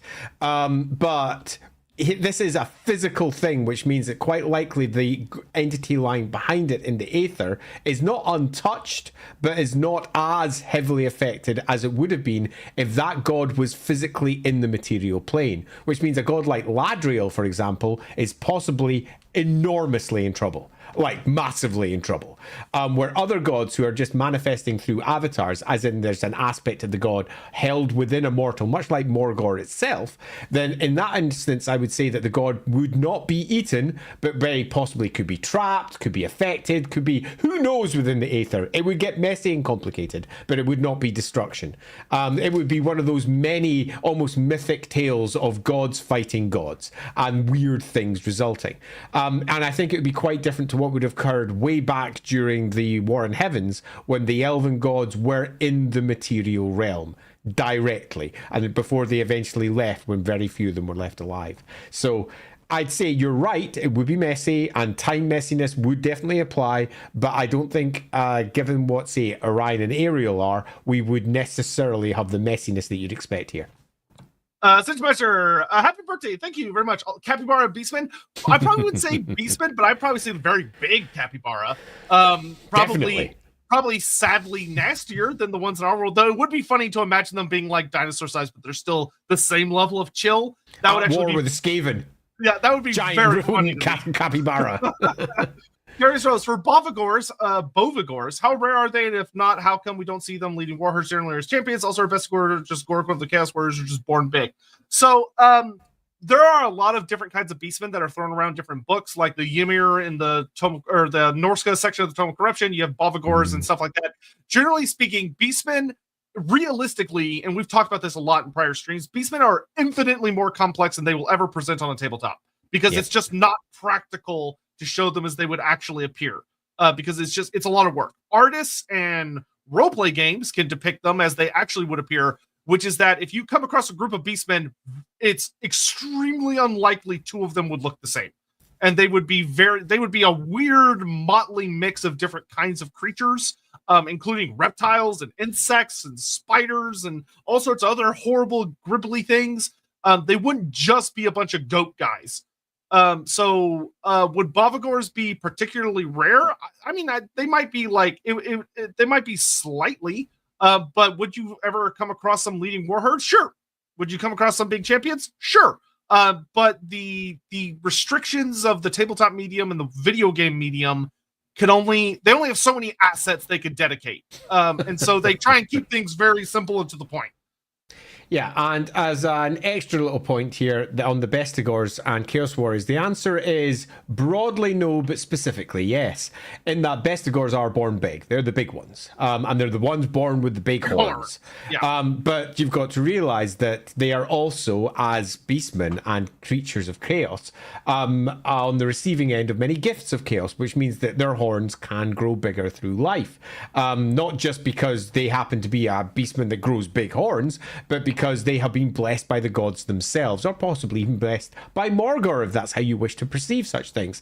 Meaning that a beastman that may have started off with relatively small horns could very well get very large horns. Plus, with the chaotic nature of chaos, small c, then big C, it's quite possible that some smaller beastmen, who are not particularly large, get born with big horns. That happens.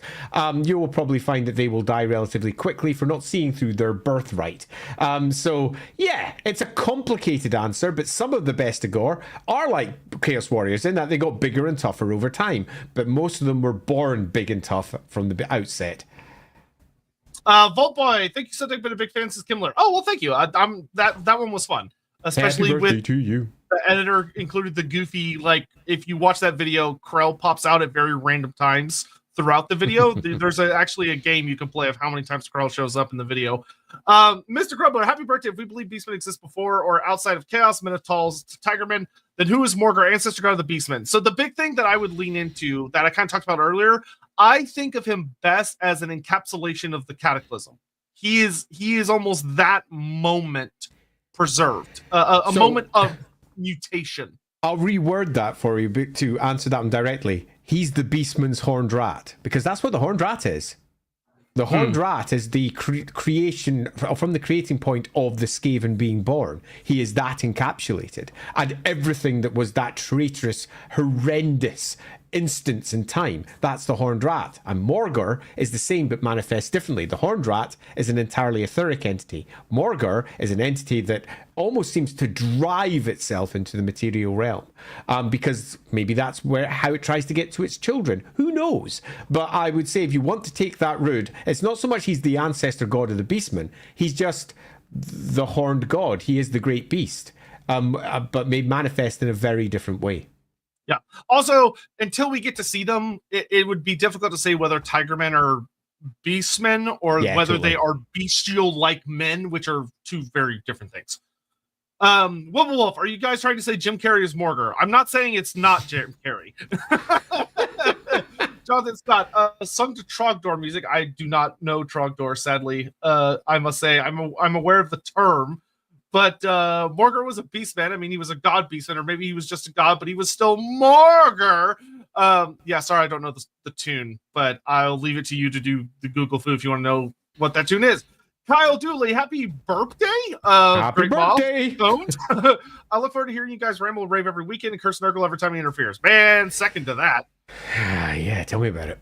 Thank you very much. Mr. Grumbler, Morghur is a really good Eldritch horror. What do you think about Warhammer as a horror world, and why is Peter Fehervari the best Warhammer horror writer? I do not know what he's written off the top of my head. So, yes, Morghur's good Eldritch horror. I think Gav nailed it.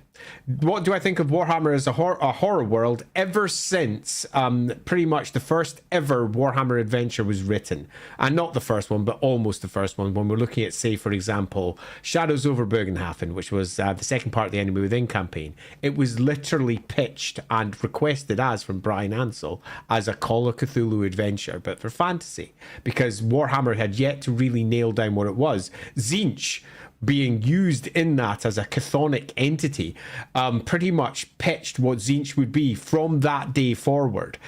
So what do I think of Warhammer as a horror world? It's what it was created as the second the Warhammer Fantasy roleplay game started playing with it. So it has been that since maybe about 3rd edition Warhammer and about 1st edition Warhammer Fantasy roleplay. It's what it was almost pitched as. So I think it's great. Yep. And is Peter the best Warhammer fantasy or Warhammer horror writer? I would say no, because he's only written 40K books. Call me back when he's written a fantasy book. Jeremiah, tall beastmen are great, but I think beastmen defenders of Athel Loren against other beastmen would fit well. Team Tree, they don't seem inherently offensive to the Azrai. So there are a lot of beastmen in Athel Loren that are obviously very chaos coded. I think you would probably there would probably be a discussion about what happened to the bestial creatures of Athel Loren during times of the Cataclysm, where you had the spirits having this confrontation with these these blooded creatures, these mammalian life forms or other type creatures. It seems that the forest spirits, for the most part, purged everything out of Athel Loren that didn't meet I'm going to put it this way. From what we know, there are things like Zotes, which you could argue are a type of beastmen that live in Athel Loren. So there are creatures that Athel Loren has had as a part of it before the coming of the Cataclysm. But Athel Loren was one of the few places that when the Cataclysm happened, it managed to purge the internal elements and then started pushing outwards. So there would probably not be any creatures that were created by chaos and then had time to settle down over the course of many millennia, because the forest spirits would have just literally massacred all of them when they first popped up. Yeah. Because Athel Loren can remember what things were like before the Cataclysm. Yeah, I would take 2 different definitions here. Definition number 1 is creatures that were there already. Definition number 2, as in our second set of entities, are the beastmen that rose during the Cataclysm. Now, the beastmen that rose during the Cataclysm are the humans that turned into beasts and the beasts that turned into men. And they were the first beastmen, and Morghur, in many respects, appears to be an horrendous entity that either caused this to happen, whether it was the Warpstone raining down, whether it was this entity, none of it really matters, because there's not really a before or after in the Aether. The birth of the Beastmen and Morghur are intrinsically linked. Of that, there is no doubt. Which means that the Beastmen as a whole are intrinsically linked to this entity and chaos. They are the children of chaos as they're marked inside the army list. Mm-hmm. And for all that we can, yes, have converts. For example, there are dwarfs who fall to chaos. There are elves who fall to chaos. There are humans who fall to chaos. Equally, there will be beastmen who fall to other gods as well. They are the equivalent of the chaos cultists of the beastmen. They, of course, would exist because it's a complicated world where things are never nice and simple in black and white terms. And they certainly aren't what the army lists present, where all beastmen are chaos.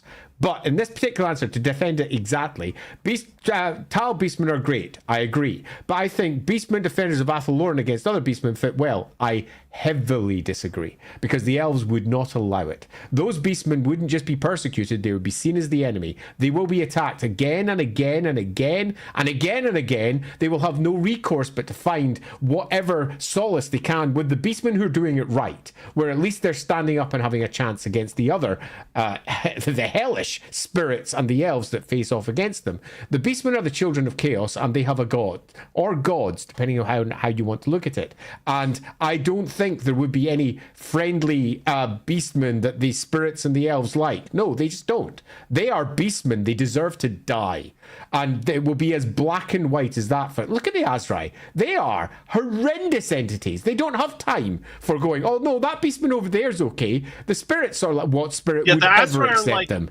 They're the most xenophobic of all of the elves. Like, so they're I love the idea, and I think that there could be a really good single example of potentially having it work, but I think the overall general reality is it wouldn't last long. They would be murdered. Yeah. Sad though. Who has more bullshit, Morghur or the elves? We'll get to it in a second, but I actually think Morghur has more bullshit than the elves have, which is a hard sentence. If you separate the elven gods from the elves, and I think that is a fair distinction, then Morghur by far. I'd put it that way. Jackberry, thank you very much for the bits. Love to see it. Thank you very much. What's the credits? Is there a relationship between Morghur's god side and the Cygor's weird side as well? Yes, close. Kind of the same thing. Yeah, the Cygor are basically blind because they only see in etheric currents. Yeah, not terribly dissimilar. Yeah, Morning, I think that's a good call. Yeah. Hoplite, pretty sure Morghur's the one with literal bullshit. Ha ha ha. Rick Chapman, in a TTRPG, we were a Chaos Lord. To prove something, we found Morghur and approached him. We survived. We ended up with crab legs, 18 eyes, 6 little baby arms on our stomach around a maw with centipede teeth and bleed insects. Great time. Ricky. Great time. That sounds like about how it goes. OMG, but yes, that is the unfortunate outcome of dealing with something like Morghur. Bleed insects. Wow, that is aren't Bovigors essentially minotaurs? Interesting enough, no. Minotaurs are an actual stable species. Mm-hmm. There are notes throughout various books where you'll see mentions like beastmen and minotaurs and centaurs, where they are 3 separate groups that just work together. But the minotaurs are actually their own completely unique species, just like dragon ogres are their own completely unique species. There is a difference between beastmen and minotaurs. Mr. Bear, I've been listening to the first episodes. Lorebeards is by far my favorite podcast, and though I usually can't catch it live, I always listen to the VOD. Love you and Andy deep diving into Warhammer Fantasy. Well, thank you so much. Hey, Bear, thanks. Daniel, Andy, does Morghur have anything to do with Lord of the Great Beast listed in your LAWhammer talents document? Yes. Ooh. Psych, do you think we'll get Morghur with the old world? Yes, they've already confirmed it because the new special character is literally the blind prophet of Morghur, and Morghur blessed him. And I think that also speaks to what Morghur is, regardless of what they'd write him as. It definitely speaks to what he is in my world. Yeah. Magnadot, do you think Morghur went after Myrmidia when she was in the mortal world? I would also think he goes after the Flame of Ulrich. I would say yes to both of those things. On my side, I'd say possibly no. But possibly yes, depending on your, and this is why I'm adding a little bit of potentially shades of grey here. It depends on what you decide Morghur is. If Morghur is a god of beastmen, if Morghur is an entity that is effectively reborn into the world again and again because of this great pressure from the birthing of the beastmen and its desire to effectively just eat or otherwise bring down these elven gods, or just gods as a whole, then it's chasing Myrmidia. Of that, there's no doubt, because it is a god made manifest in a mortal form. In some respects, it's almost exactly what Morghur is, and it will be hunting it down, no doubt at all. The Flame of Ulrich, very different kettle of fish. It's not a god. The Flame of Ulrich was created by a god, but lots of things in the Warhammer world were created by a god. So I'd say no to that. But if your version of Morghur is this great demonic entity that lies in the beyond, that the Chaos gods are manipulating into hunting down what quite clearly they're hunting down, the elven gods, then no, it has no interest in Myrmidia at all. The Chaos gods are influencing it to take out the elven gods, which means that Orion, Ariel, Daith, a whole host of other characters are going to be the ones that it's going to be chasing. It would be a very different route. So the answer to this is, it depends on what Morghur is. I gave 2 examples of what it could be, but I could probably build another 4 or 5 if we just had time, because Morghur isn't explained, but we get lots of details about what it could be. So the answer is either yes or no. I know this isn't what you meant by it, but it's very funny to imagine Morghur catching human Myrmidia and like about to eat her. He goes, "Ugh, human, ugh," just throws her away. That's not what I wanted. I thought that was Hoeth for a second. Get away from me. Tired of 25. You guys should do the challenge stone for my birthday. Oh, as a Lorebeards thing. The challenge stone would be a fun discussion at some point. I don't know if we could get a whole stream out of the challenge show, but it might be a fun thing to do. I mean, we've managed to squeeze. Look how long we did it with Arbal. Arbal has like 2 paragraphs. Maybe one day. Happy birthday. Sorry, off topic. Watching last week's episode, Andy, what species do you think is the most effective at wielding Olgu? Is it the gnomes? So, the most effective and deadly at wielding it, the Slan. The answer is always the Slan. They are the peak. They always will be the peak. After the Slan, then you're looking at Chaos Sorcerers. Because they often reach almost god tier capability, even though you might not necessarily think that. Chaos is one of these factions that has been written way over the top. Egrim Van Horseman is just one example of many, and I do mean many, and there will be ones out there who are significantly better than him at other Winds of Magic, and particularly Grey. But if we're just looking at who is broadly as a species the most capable, then yeah, now we're talking the gnomes. That's when they step up. Elves are going to be kicking around there too. The dragon blooded are going to be kicking around there, and how they manifest their versions of it too. There's all manner of individuals across the world that'll do it, but as individuals, Slan. Kobo, it's very funny to me that the Sins the Azrai are the most xenophobic of the elves isn't even an exaggeration. The Druki actively employ ogres as guards. The Azrai would never allow ravenous ogres to exist in Athel Loren. Yep. Completely correct, Kobo. Yep. The Azrai are horrendous. Yep. But at the same point, individuals aren't. Entire courts will have people in, including ogres. But again, we're talking general here. Specific, no, the Azrai can actually be quite welcoming. But when we're talking in general, they are exceedingly speciesist. They are the worst. Yeah. So back to Morghur. Because we have to get there eventually. Yeah. So before I get into some more like timeline oriented things, the other thing I want to talk about his nature is. One of the things that I love so much about Morghur is that Morghur is a character. So we've talked a bit about how he changes everything around him. He's just got a mutation stuff. But the thing about him that's truly fascinating is it doesn't just apply to flesh. Morghur has this awful rule that really encapsulates just how fucking terrifying he is, which is called the spirit essence of chaos. You're aware of it because it's what allows him to create chaos spawn and other stuff. But there's another side to it. And the other side to it is that Morghur has a rule, which is insane, but they explain it from a lore perspective, which is that it states that if anyone ever casts a spell or shoots him with something from more than 12 inches away, it has no effect. And in the lore, this is explored as the Wood Elves or other armies. If you try and unleash magic or shooting, like waves of arrows against Morghur, before the arrows can get to him, they change. They turn into horrifying bird creatures or sand or insects or centipedes or whatever. Cannonballs fired at him just warp into some other bizarre thing that he has this aura around him that Morghur quite literally in the rules, not just the lore, but in his rules says he is completely invulnerable from more than 12 inches away. You have to get close to him. And it's so busted that in his like full glory, 6th edition version, it said that if you fire any template abilities and it even touches his base, the whole template doesn't count. Yep. So like, oh, you fired a dragon, like, well, actually, Dragon Breathe Fire would have to be within 12 inches. But like, you fire a flame cannon and it hits what should have been a wave of beastmen and then Morghur at the end. No, it doesn't, because Morghur's mutating aura just transmutes into something harmless. But the fact that he does it to spells as well fascinates me. Because normally when you have a rule that's like, oh, it prevents you from being hit by stuff, that's usually where you say, except for magic. Yep. Where spellcasting gets around that. Morghur is so fucked up. He's such a violation of both the laws of the ether and the physical world. He unmakes everything that doesn't get so close to him that it's able to strike him because there's not enough time for it to transmute to something harmless, which is fucking bizarre.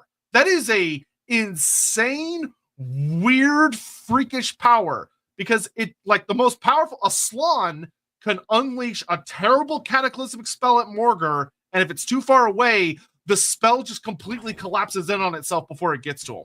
Yep, which is totally bonkers. So if you were listening near the beginning of the stream and we heard of the fight between Kurt Helborg and a Grail Knight, yeah, that wouldn't stand here because the cannon would fire and the cannon would not hit because that cannonball would become something else.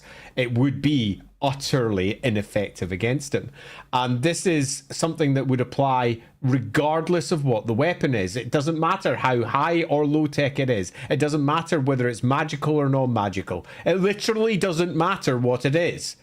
It doesn't work. Morghur walks through it. That great aura of change that sits about him, that well in which he sits, where the world around is being constantly mutated into something else. It's not just that it protects him, it is him. You get within his sphere of influence, you're screwed. And the only way to be able to fire at him is to literally be around about 20 feet away from him. And then fire, so by the time that arrow or whatever else it is hits him, it doesn't change that much yet. But other than that, anything coming from beyond that will change before it hits him. It is a proper bullshit rule that on the tabletop I think works beautifully, because all too often characters were picked out with a variety of weird things, particularly in those editions. 6th edition, much less so. But it's not that overpowered in terms of game balance because, you know, you just don't use those weapons against that character. Problem solved. You take him in close combat, okay, or you shoot very close or whatever. It's not a big thing, but in terms of the impact to the Warhammer world and the story it's telling, it really does speak to the extraordinary capabilities of this particular character, where literally anything from God down to mouse, he is immune to. Yeah, and the thing that makes it worse is that Morghur, that's not where his defenses end. Because Morghur's mutation affects his own body. His own body is writhing and changing. Morghur regenerates like a motherfucker. Where there are... I don't think he has in his rules, though, as I recall. I'm going to actually check that up. Yeah, not because he does do it. Because he does it in the Elven army list. He does it in... he does it all over the place. Where I mean, he's born and he's all twisted and broken, blasted apart, and he just starts regenerating back into place. Pretty sure it's not in his rules, but it's definitely a story, a core part of his lore. Yeah, is that he regenerates. Yeah, I think maybe they gave it to him in his hero version. I'm going to go check. Right, but yeah, no, you're right, because I know in Total War he has regen, and it's a big part of his story, but I don't think he has it in his actual rules, which is really funny. He absolutely should. Yeah, so yeah, no, in his original rules he doesn't have it, which is stupid. But in the Total War did get that right about him, is that they gave it. Because there are multiple times where he is quite literally stabbed, shot, being crushed, and his body just starts putting itself back together. He starts mutating new limbs, and he just gets up. And one of the things that and just like further madness of that, if you're a wizard and you get close to him, he has dispel dice. He's not a wizard, but he gets dispel dice because fuck you. That's why. One of the things that is talked about with Morghur is that Morghur is such a disruption in the natural the reality applying rules to itself, that it talks about that the winds of magic become so unstable in his presence that they just don't function properly. So spellcasters, if you're too far away from them, the spell just doesn't work. But even if you get in close, the winds of magic are so hard to grasp, so difficult to grab onto and focus on him, that spellcasting within range of him is very difficult. It's possible, but it's hard. And then the last thing, when it comes to like dealing with him, just showing the levels of defenses that he has, how hard to kill he is his skull weave, which is unfortunately not. You're going to bring up the skull weave. Yeah, it's got to be done. Which is not an item that he has yet until the war, and I've been bugging him about it forever. But so Morghur, you may notice that he's got this, he's got this big weave. He's got this like weird, horrible leather mask on. He's got all this hair that flows down his body, and there's a bunch of skulls woven into it. One of the descriptions about Morghur that's terrifying is that when Morghur is shambling around, these skulls are flowing always through his hair. Like new ones are, like these skulls scream constantly. He has like people that have died or entities he's eaten or something woven into his hair, and they scream for all of eternity. And it's this horrible, shrieking awfulness that not only makes him terrifying, as it rightly should, but it's so disharmonious and nightmarish that it makes getting in to fight him difficult. Like, he literally has rules of you take penalties to swing at him because there's a constant cacophony of agony surrounding his presence. I mean, he is literally the closest thing I've ever seen in the rules to, this is a incomprehensible nightmare horror that reality does not work on. And if you get close enough where you can stab him with something that will work on him, he makes it really, really hard, because just witnessing him is a horrific experience. Yeah, so what we've got is, when I first read it, it's a Beastman. No. The form that he takes as we move into the end times is a pretty consistent Beastman, but previous iterations of him have been entirely warping and changing. I would suggest that the regenerate rule would be a previous version of him rather than the version that's in the end times, because in the previous versions, when he was, for example, being zapped by Ariel, literally regenerating, and it's not because it's a wizard or anything similar, it's because that was a core component of what that birth had. The current birth appears to be somewhat different, the one with the big long skull weaves and all the rest of it. This one is utterly terrifying, surrounded by beastmen that go wild and go absolutely mad, calling upon the destruction of all civilization, because it is haunted by the images of the destruction of the world that it's constantly seeing, because time itself doesn't make a great deal of sense to its senses. It is seeing both the end and potentially the cataclysm all at once. It is all coming down, and the only thing that it sees clearly through it all, apparently, is the elven gods, and when it does, it goes for them. And Beastmen, as a nice little last addition, do not just simply go up to him and go, hey, yeah, I'm glad to be on your side because you look like a beastman. They are drawn from thousands of miles around. This isn't just a, I've heard he's over there, I'm going to go over there and see what's going on. They are literally drawn to him in the most literal sense from thousands of miles around, and they gang up in enormous herds around where he is. And then wherever he walks, and he does not walk in a normal way because he's a bit broken. He shambles forward sometimes, then he stops, then he sprints, then he shambles a bit. In terms of his first rules, he had completely random movement. He moved like Chaos Spawn across the battlefield. He was an absolute mess, and all the beastmen are the same. Everything's mutating around them. He is quite literally a force of nature, both in terms of how he's described and also how you play with him. You're like, random movement, I have no control over where this is going. I'm going that way, I don't know how far. Gonna go. Let's see how it goes. He is extraordinarily powerful for a tabletop character, even though they've managed to curtail and hold it within a very reasonable amount of stats, because the version that they present in Warhammer is eminently killable. He can be killed, but if you're just a normal person, you're almost certain to turn to spawn and mutate or some other horror in the process of trying to do so. And as it's stated, with the multiple elves who we are probably going to go on to, who attempt to bring him down, because they're immune to mutation, they can get in close, and some of them give it a damn good go. And some succeed and some do not, because he does die several times. But it's tough to kill him. Really tough.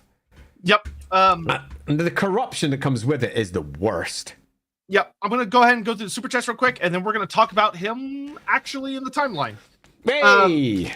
Adam, could Morghur be an elven god that fell to chaos? That could be a reason he's going after the other elven gods, why the Pantheon is broken, can't mount a full defense against the chaos gods. Right, so I think your first mistake there is thinking that the elven gods are for elves only. The elven gods are quite clearly marked as gods. They're not marked as elven gods. They're just gods. Now, they were particularly associated with the elves because they thought the elves were perfect. The elves were their creation. The elves were whatever you wish to describe them as to these gods. But they are just gods. Now, depending on the version of the lore we go with, End Times presents a slightly different version. Before that, again, a slightly different version. There's different ways we could approach this, but ultimately, they are just gods. So if Morghur is a god, then the answer to this is yes. Because they're etheric entities. Very powerful etheric entities. They are akin to each other. Now, if you wish to build pantheons out of them, like, for example, gods are getting together and having children or not having children, that's something you can easily do. The elves have certainly done that. Humans have done that also. Many of the elven gods are worshipped by humans under different names, but the humans also have their own gods or lesser gods or spirits or whatever else. Some claim that those spirits are nothing more than facets of chaos gods. It's all nonsense loosely. They are all individual etheric entities in their own ways, but the answer to this one is directly, could it be an elven god? Take out the word elf, then yes. That. Metagana, do you think Morghur would eat non-elven gods like dwarf ancestor gods and give it the chance? Probably, but it's hard to say. Well, dwarf ancestor gods, the dwarf ancestor gods are a very different kettle of fish to, say, the elven gods, which I've now just said aren't elven gods, they're just gods. But they are clearly different. They have a different form of manifesting. They are very material. Dwarves are material. They can in no way influence the aether, and in turn, the aether does not influence them. The ancestor gods appear to be more akin to creations of the old ones than they are standard gods. At least they did, through the Glittering Realm, receive orders, receive communication, whatever it may be, from the old ones. So this one here, I would suggest that very possibly Morghur couldn't even see them. Yeah, what I will say is, what's interesting is the dwarves do have their own specific name for Morghur. They call him Gordum. Like, he's known to the dwarves. He's in the Great Book of Grudges. We don't know why. We have no idea whatsoever what happened between Morghur and the dwarves where they became so acutely aware of him that they gave him his own name. But something happened there. So it could be that there's something the dwarves have that he can sense or detect. Which, if that's the case, there might be something there, but it's super vague. So Metaganon, if you're looking to see this in a slightly different light, I'll give you a very different way of looking at this in general, and possibly looking at the ancestor gods as a whole. And that's that the dwarves are entirely material, loosely speaking. That's their shtick. They don't really have that soul essence in the aether in the same way that other species do. They're very different in how their souls manifest and work. That we know. Which means that if we go by our standard Cygor vision or our Morghur vision, they're going to be almost invisible to him. But that doesn't mean that they're invisible to I mean, he's still a horrific entity. If he passes by a hold, we have horror and war ahead of us. A mutation everywhere. Dwarves mutate. Not very quickly. They're far slower to mutate than humans, but they still mutate. So we're going to got very real reasons for why they may have met in the past. But I would argue by this line, and it isn't the official line, this is just an argument, that if they are largely invisible to him, then it makes sense why Grimnir can hold a Chaos Gate. The demons can't see him. They literally can't see him. He is sitting there in the Chaos Gate that they're trying to get past, and he's invisible to them all because he is a dwarf.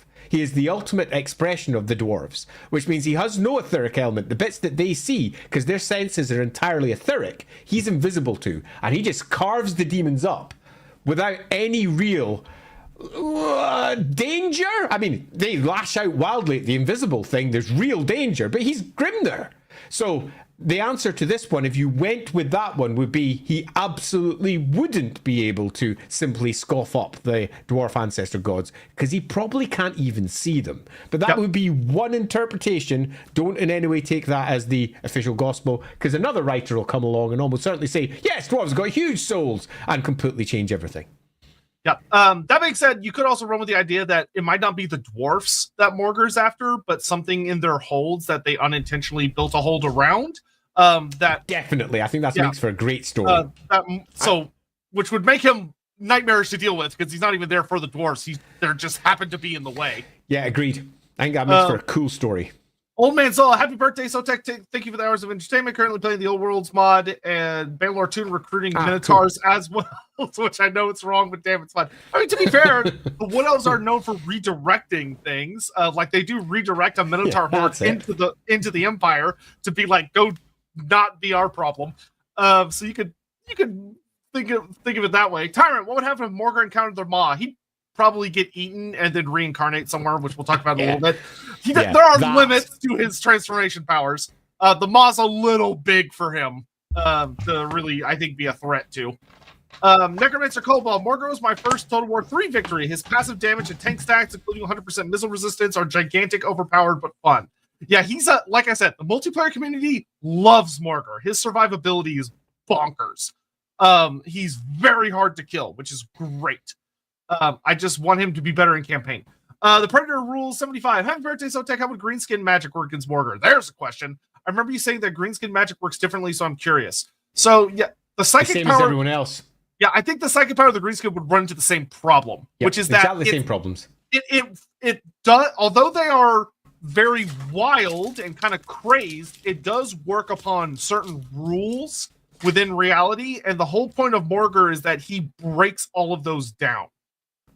That things around him that rely on some sort of structure, which Wa magic, whether you think it's purely a psychic power or it has a winds of magic element to it, does require certain structure to function, and Morghur disrupts it. The greenskins work within the material realm completely. They've got their own etheric entities that lie on the other side, your Mork and Gorks. Or eventually Morka Gorka. Hey, Gorka Morka, pardon me. It's going to be exactly the same stuff. They throw their magic, and it's going to be corrupted and turned into something else, because that is the nature of this entity. How does Morghur's staff and Skullweave stay the same when he has 12-foot aura that mutates everything? So when things get Morghur's one of my favorite descriptions of him, if you go read the opening to Gardens of the Forest, is that his Skullweave and his staff are changing. They do change with him. It talks about that his hand gripping the staff melds into it and melds back, and the material it's made out of changes subtly. The staff is in part made out of the cave that he likes to hang out in all the time, which we'll talk about in just a minute. Morghur Cave. They are things that they change, but they have become a part of him. They change with him, but they are him. Yeah, so I think there's something that's worth pointing out here. His primary point of change is living shit.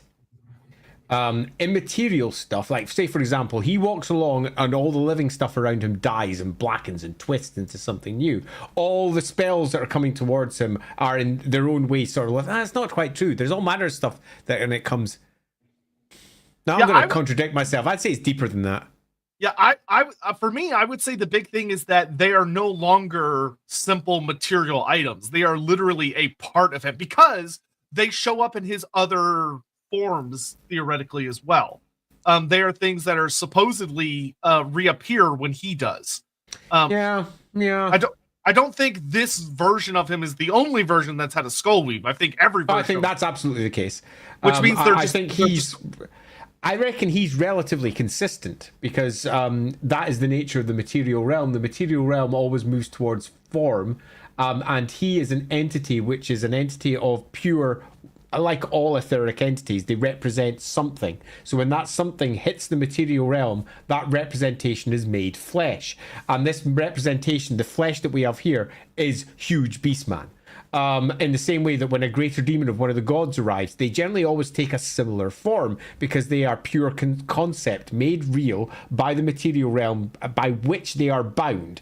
And the material realm is binding him according to its own bit. So I have no real issue with him not changing and all the bits around him being largely subject to change, but it's not pure change here. It's not as he walks forward, the 12 foot underneath him starts turning into sea, into gibbering hands, into all the rest of it. It's far, far more subtle than that. It's when something lethal comes at him that the change hits much harder. And when something living comes at him, the change hits hard as well. But it often seems to be much more when it's coming at him with aggression, which I think is actually quite interesting because that's tied directly through to his rule for spells and range shots changing.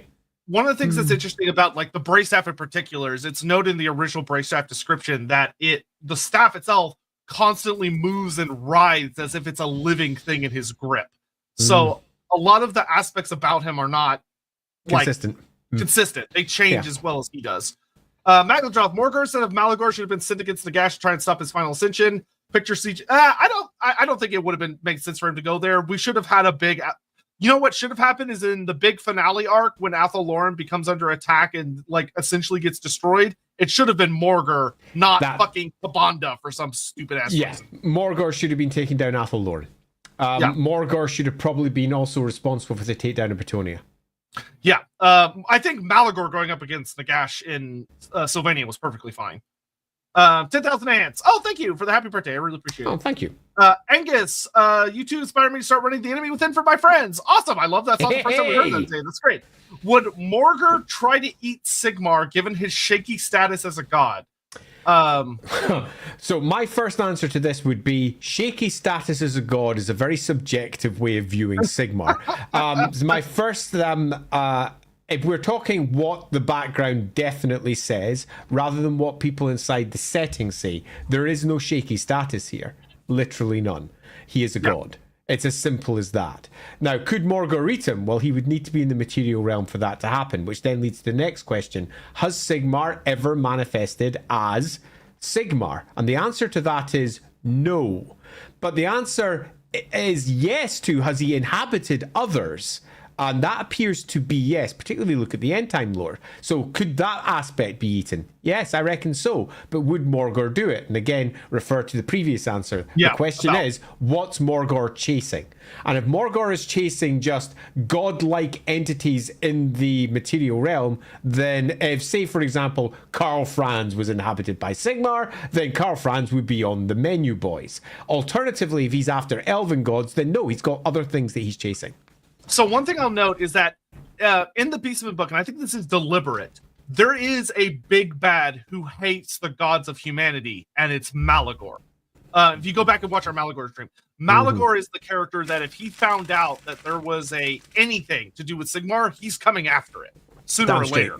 Morghur doesn't seem to really give a shit about the human gods. Like he actively just kind of ignores them, and I'm going to prove that to you in just a minute. Of Morghur, I really do think has a particular focus on the elf gods for whatever reason. They do seem to be his obsession, his appetite. Malagor is the one that's running around doing with other things. That being said, I will say if you're playing a campaign, you want to use Morghur and you do want to expand him to be like all gods. Something you could do if you want to make a really fucking terrifying version of Morghur is having him be meandering, blind, wandering on the battlefield. And then if one of your players invokes a prayer, Morghur locking on. Like the second they manifest a divine power, he immediately notices them and just beelines for them in like true horror movie fashion. That would be a good way to fuck with your players and make your wizard or your priest players shit their pants. I reckon that'd be a good way of doing it as well. Good use from Mangus. Yeah, because just that could be very fun of making your being like, hey, you can invoke a prayer, but if Morghur's close enough, however many miles away, he might start meandering towards you if you abuse those powers. Singemeister, and Morghur's model, he's standing on these weird twisted roofs. Is there any lore on that? No, it's just him messing up stuff around him. It's just him messing crap up. That's pretty much exactly what it is. Yeah. How does Morghur fit into the Great Plan? I would say it's probably not a huge wager that he... Well, depending on how you look at it, the Slán would very much say he's not. I'll leave it at that. And I agree completely. We're going with the traditional story. He is a living manifestation of why the plan went wrong. The Beastmen were never supposed to rise up. They were not part of the plan. And Morghur, in many respects, it's almost an anthropomorphization of that, although he's more divine in nature, really. Morghur is bad, so he doesn't. But there are certainly stories you could tell, given the lore as it stands, where the great plan was for Chaos to destroy this world. And if that's the case, then he's a part of a great plan, but perhaps not the end goal.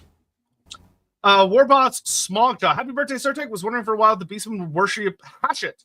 It would help fill out the limited roster of the choice with heavily armored Beastmen variants. I would say probably not, because the Beastmen have one very consistent theme, which is that they desire to return the world to a very primal state. And the Chaos Hashit in particular stands very opposed to that. Hashit is a god of industry and forward advancing and arguably civilization. With like, if anything, he would be the antithesis of the Beastmen along the Chaos spectrum. Yeah, I agree completely. We are looking at two almost divinely opposed positions here. And the only reason that I would ever include something like Beastmen with Chaos Dwarves is if you created a host of special rules for slaves that you are basically putting on the battlefield, which means that you could have, say, humans or elves or dwarves or anything else. There could be no elves over there, but you know what I mean.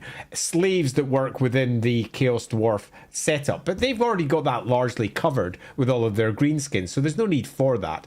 I would say it would be far better if you wanted to add in them as a slave race anywhere, to include them with, say, the Dark Elves, who will be enslaving Beastmen with impunity. And the Beastmen aren't going to like that, but then I don't think anybody likes what the Dark Elves do. So, yeah, I don't think that this would be a good idea. Now, would they worship Hashut? I think the best way to answer that is, do you believe Skaven would worship Hashut? Because I think they're in almost exactly the same place. Yeah, that's fair. Senseimaster, Mole Rat, Beastman Legend Lord to go after the Ancestor God. Sure, why not? All right, so talking about timeline stuff. So Morghur is, as we talked about, there are hints and whispers. It's never confirmed. The Beastmen are a race that have very deliberately never been given much of a timeline. Even in their, like, the Beasts of Chaos 6th edition book, they're given a timeline, but it's only for the Drakkwald. And it's only for, like, a very narrow focus of time, and it's mostly about the Drakkwald province. And like its nature with Beastmen, and then it kind of focuses on Khazrak at the end. And it's mostly about Khazrak. Whereas the 7th edition book just didn't have a timeline at all. 7th edition was definitely an edition for lore haters. Yeah. And then, of course, they did not get an 8th edition book, which really sucked, because 8th edition went pretty heavy on timelines. Every army had like a 2-page spread for 8th. But wood elves? Well, the elves had like a fucking so many timeline pages. But the thing for the Beastmen is, we don't know when Morghur exactly first popped up. There are, of course, like mentions and myths about that he dates back to the Cataclysm, maybe before it even, but he's been around for a really long time. But the first time he shows up is a little over 1,000 years before Sigmar, when Ariel and Orion become Ariel and Orion. And Ariel, in her new position, detects that there's this aberration somewhere in the weave, like the network of you could almost think of it as like the world soul or nature or whatever you want to call it, the circle of life. And she senses Morghur from thousands of miles away. And she, as we spoke about, goes over and kicks his ass. And if you go watch the Durthu stream, you'll know that this was the biggest fuck up Ariel ever did in her entire life. Was that she revealed herself to Morghur, which was really dumb. She should not have done that, because not only does she fail to kill him, because she didn't realize that he's very, very hard to kill, but Morghur gets her scent essentially and goes, I know what this is. I want more of this, and he follows her back to Athel-Loren. And we get our first great war of Athel-Loren, where Morghur takes a shockingly long, I like to add another ing there, shockingly long time to kill. And he's a nightmare. One of the things that's revealed is that the elves themselves actually do a pretty good job of dealing with Morghur when they're fighting him and dealing with the Beastmen. Yeah. The problem is the forest spirits. Because when the spirits get too close to Morghur, they start going berserk. They start mutating. They start attacking the elves. And it all builds up over the course of this really, really ugly war to them finally bringing Morghur down at the battle around a Diavok, which was the tree for Drycha. I think this is the war where that happened.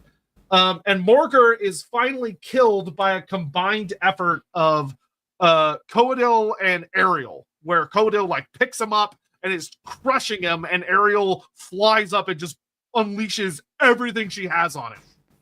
But by doing this, once again, go check out the Durthu stream.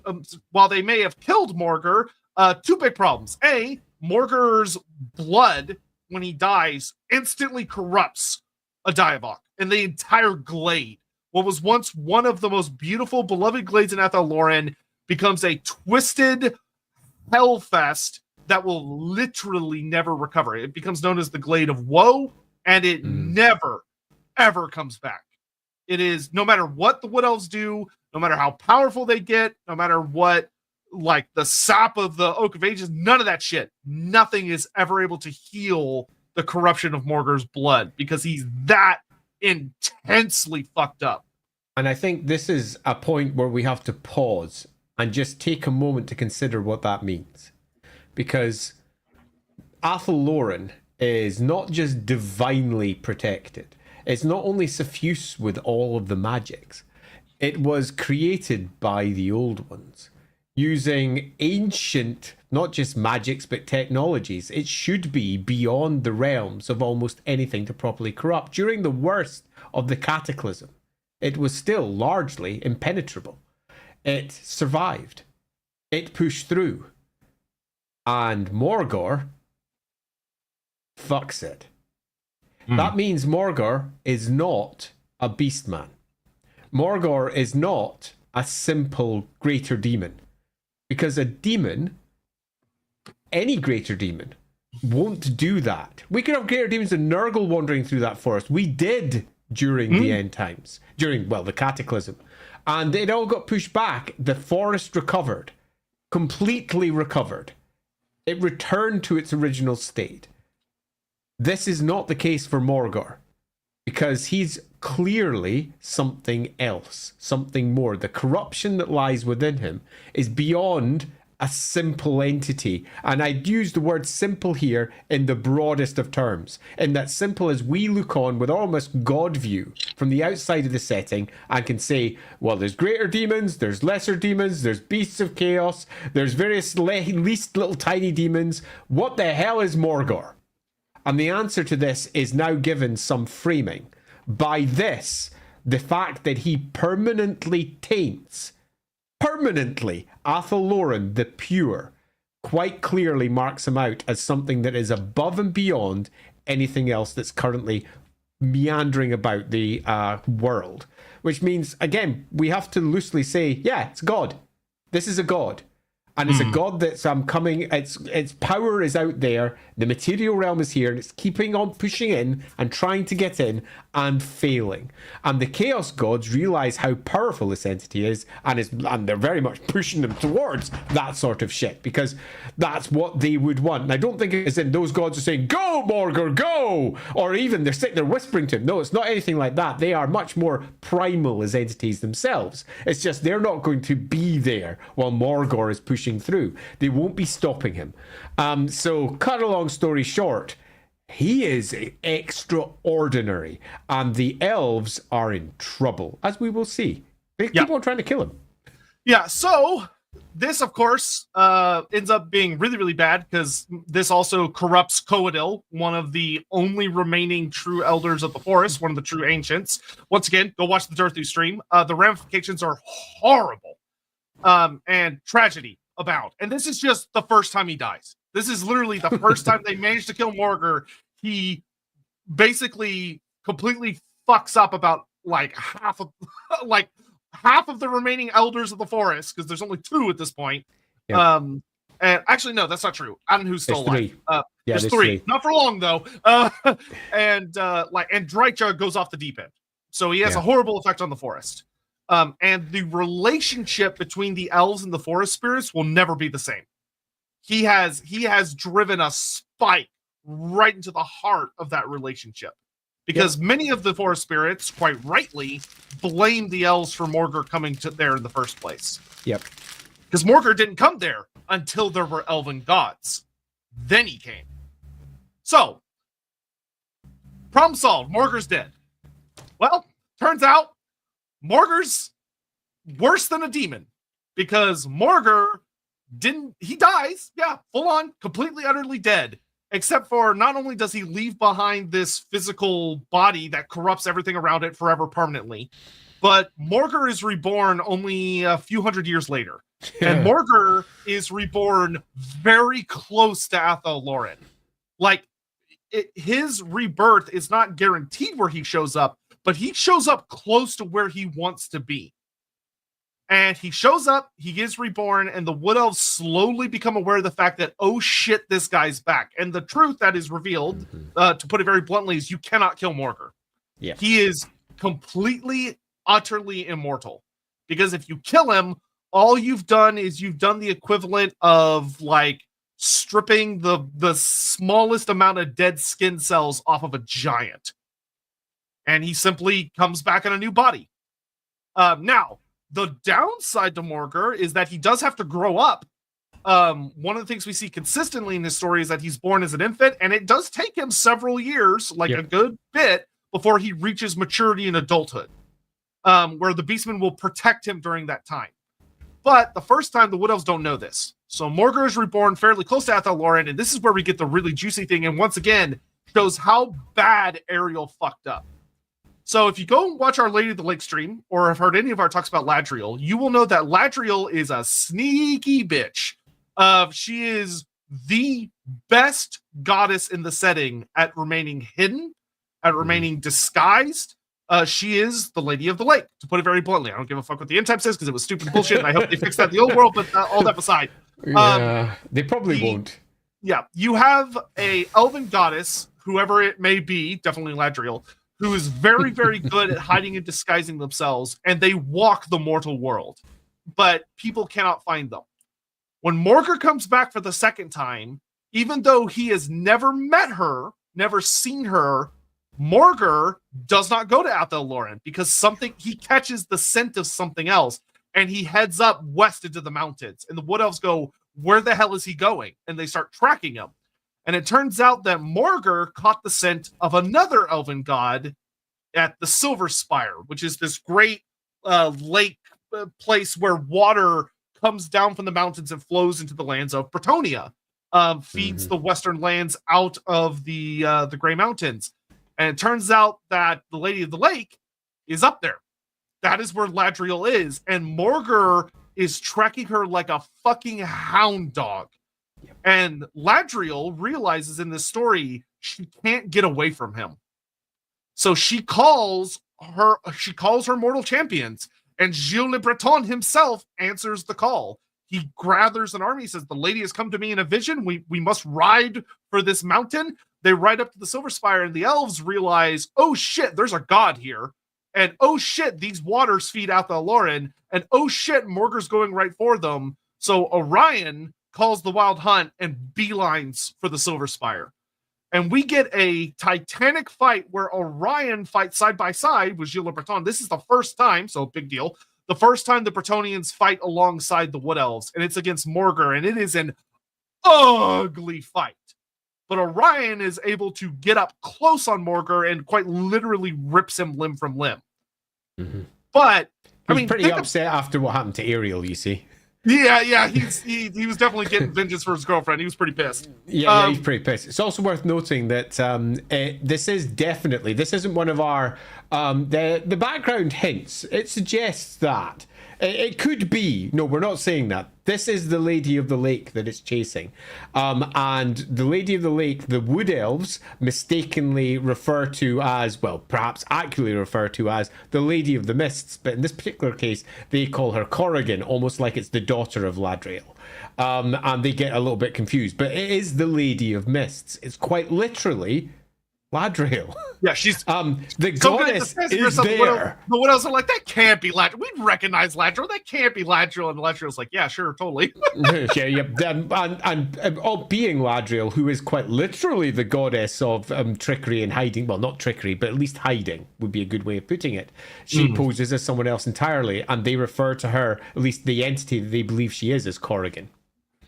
Yeah. So we have this big old thing, and once again, so Orion kills him, and this cements a good alliance. And fortunately for them, they managed to kill him far enough away from the Silver Spire that he doesn't corrupt the waters, which would have been really bad.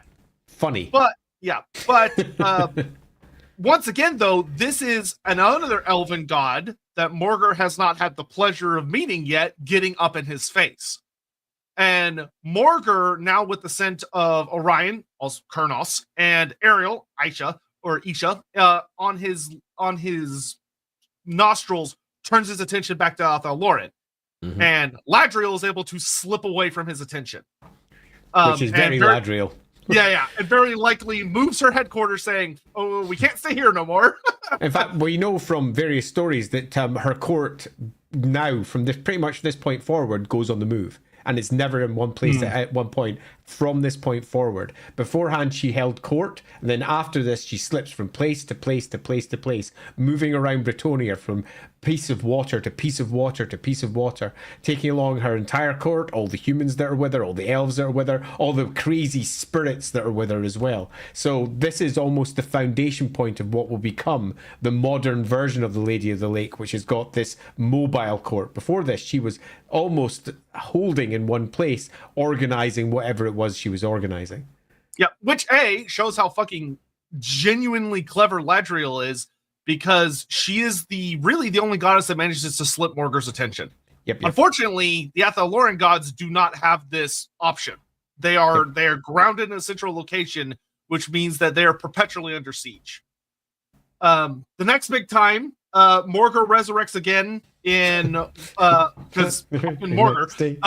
So Morghur pops up again about 1,000 or maybe like 2,000-ish years later, where he crops up in it's about 1,000 years later. He crops up in like 1117 of the imperial calendar, and this time he pops up in the Forest of Shadows, which is further up in the Empire.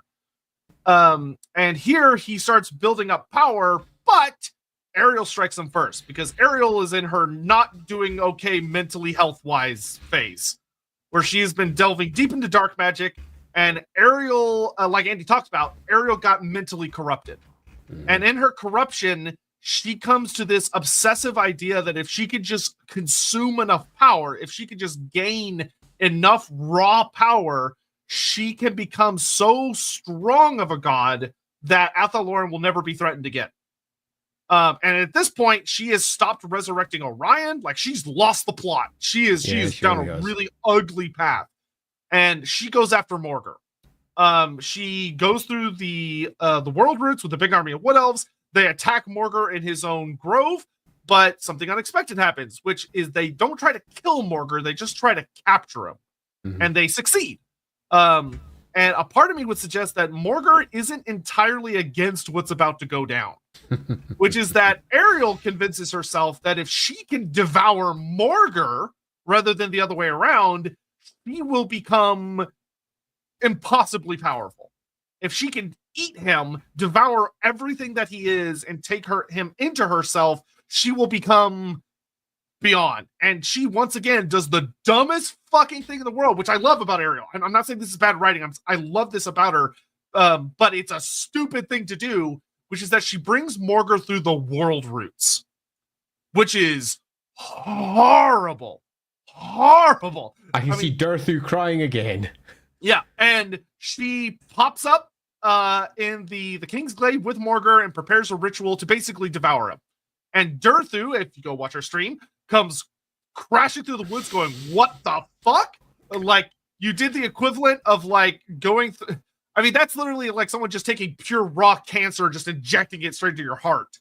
And Durthu runs up and uses his big old cool date sword to just butcher the captured Morghur before Ariel can finish her ritual. He just destroys him, cuts him to pieces.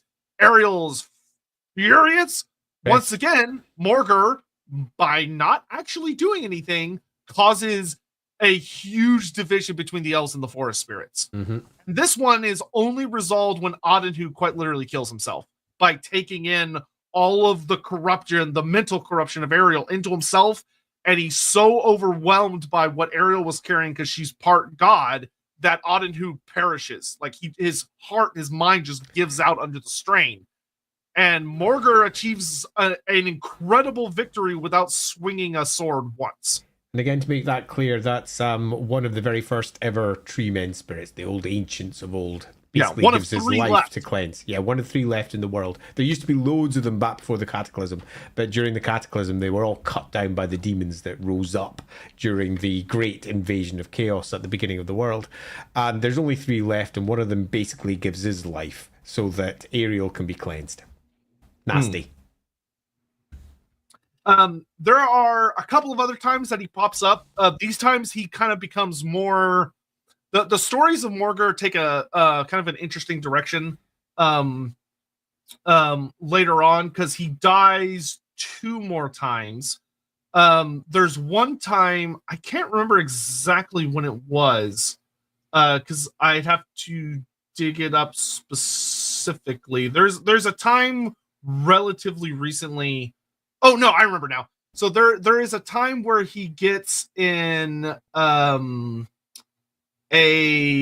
war with the Wood Elves, and he ends up being killed by an archer. Oh god, what's his name? Scarlock somehow man, because he's Scarlock. Yeah, and this, once again, only a Wood Elf could do this, of getting close enough to Morghur where he could hit him with arrows while staying far enough away that he doesn't get ripped in half or stabbed or whatever, of quite literally dancing around him, just shooting him over and over. It talks about that Morghur is so full of arrows before he finally drops that it's absurd to look at him. He's pierced with I think it's 100 arrows before he finally goes down. The last one hitting him right in the head.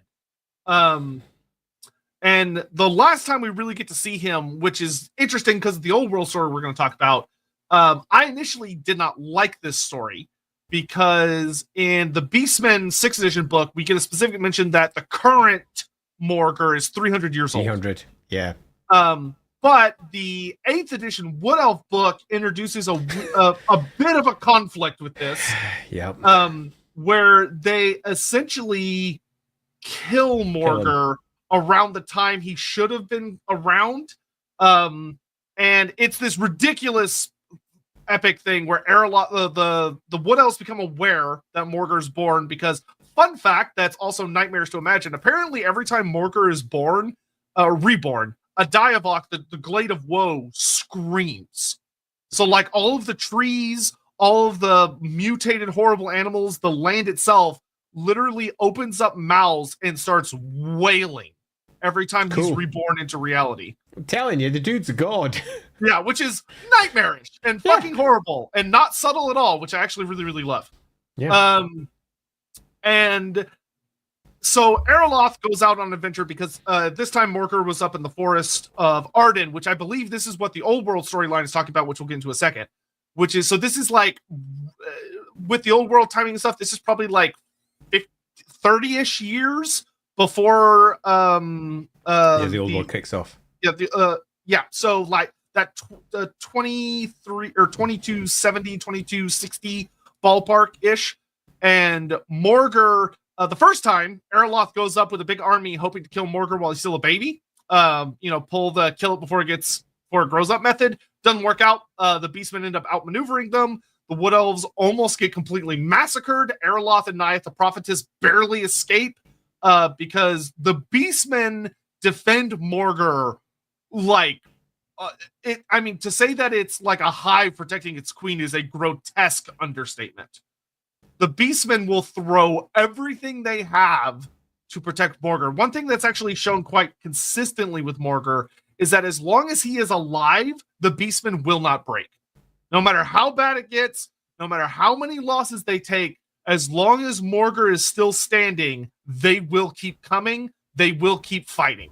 Especially, which is not helped by the fact that Morghur quite literally has a unique brace scream, which is that Morghur screams so loud in both a physical and an etheric sense that he brings all of the Beastmen and monsters from miles around just hurtling towards them. And even if they were running, even if they were completely shattered, they were broken, they instantly rally and come back to him. Mm-hmm. As long as he is alive, the Beastmen just kind of can't lose. Which is why when he dies, the Beastmen always kind of almost seem to come to their senses and flee. Morghur is this just unholy thing. So this little baby can't defend himself. He can't issue orders. Not that he ever really does, but he can't really do anything. But just his presence alone makes the Beastmen enough of a threat that this strike force of Wood Elves gets completely overwhelmed. And only a handful of them escape. They later, after Morghur has grown to maturity, get a rematch with him in the Forest of Arden. And this is likely what we're seeing in the old world, because there's a Wood Elf symbol in the Forest of Arden. The Wood Elves have a presence there, and there's also a little Beastman symbol. because the Forest of Arden for a long time is talked about as like this horrible, horrible fucking forest in Bretonnia. Like, it's nasty. There are monsters there. It's that the Red Duke hangs out there. It is not a good place. The Forest of Arden sucks. And Morghur is implied to be at the source of its original corruption, or at least has a big relationship with it. And Erloth goes in there with some Wood Elf buddies for round 2, Electric Boogaloo, and they have this big fight with them. And Erloth gets close enough that he pulls a rather interesting move where he takes a big thing of sap from the Oak of Ages and just throws it in Morghur's face. And instead of birthing life or healing like it normally does, it causes Morghur to catch on fire. He starts burning and screaming, and he basically turns into the Thing from the movie where he's just shrieking in agony as he's being burned. And Erloth is able to stab him and kill him while he's burning, and he dies. Now, once again, he's going to be reborn, as the old world reveals. But in the original 8th edition, this is the last time we ever see Morghur. Yeah. He's killed in the battle at the Forest of Arden, and then the Wood Elves use what's left of the sap to purify the Forest of Arden. They're able to heal it, seemingly because Morghur's, I guess, blood wasn't used to corrupt, because he doesn't explode, he just evaporates, I guess. But somehow they're able to heal enough of the forest that the forest is considered a better place there afterwards, which the old world may actually be running with that story, but doing what 8th edition should have done and talking about what happens afterwards. Because like I said, in 8th edition, this was it. And this was like 200 plus years before the the modern time. Morghur falls off the face of the earth and we never see him again. Bullshit. Particularly given that the 6th edition and 7th edition version of him is in the modern times. So he's clearly around doing his thing, and if we go by 6th edition dates, he's kicking around throughout that entire battle and somehow doesn't die. Yeah. So then we get to the old world, where the old world has, and then we'll get caught up on Super Chats and stuff after this. The old world has introduced a new character that I'm very, very excited. Actually, you know what? Let's do Super Chats first. Then we'll do let's go to Super Chats, because it might take a wee while to chat about him. Yeah.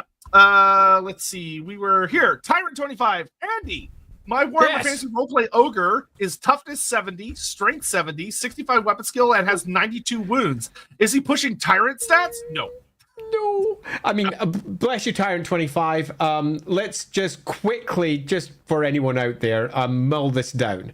Toughness 70 and strength 70 is well within human range, which means he's not even at strength 4 yet in terms of Warhammer stats. He is significantly away from what Tyrant would be. His 92 wounds, though, that's pretty freaking impressive. That's a fairly decent stab of wounds.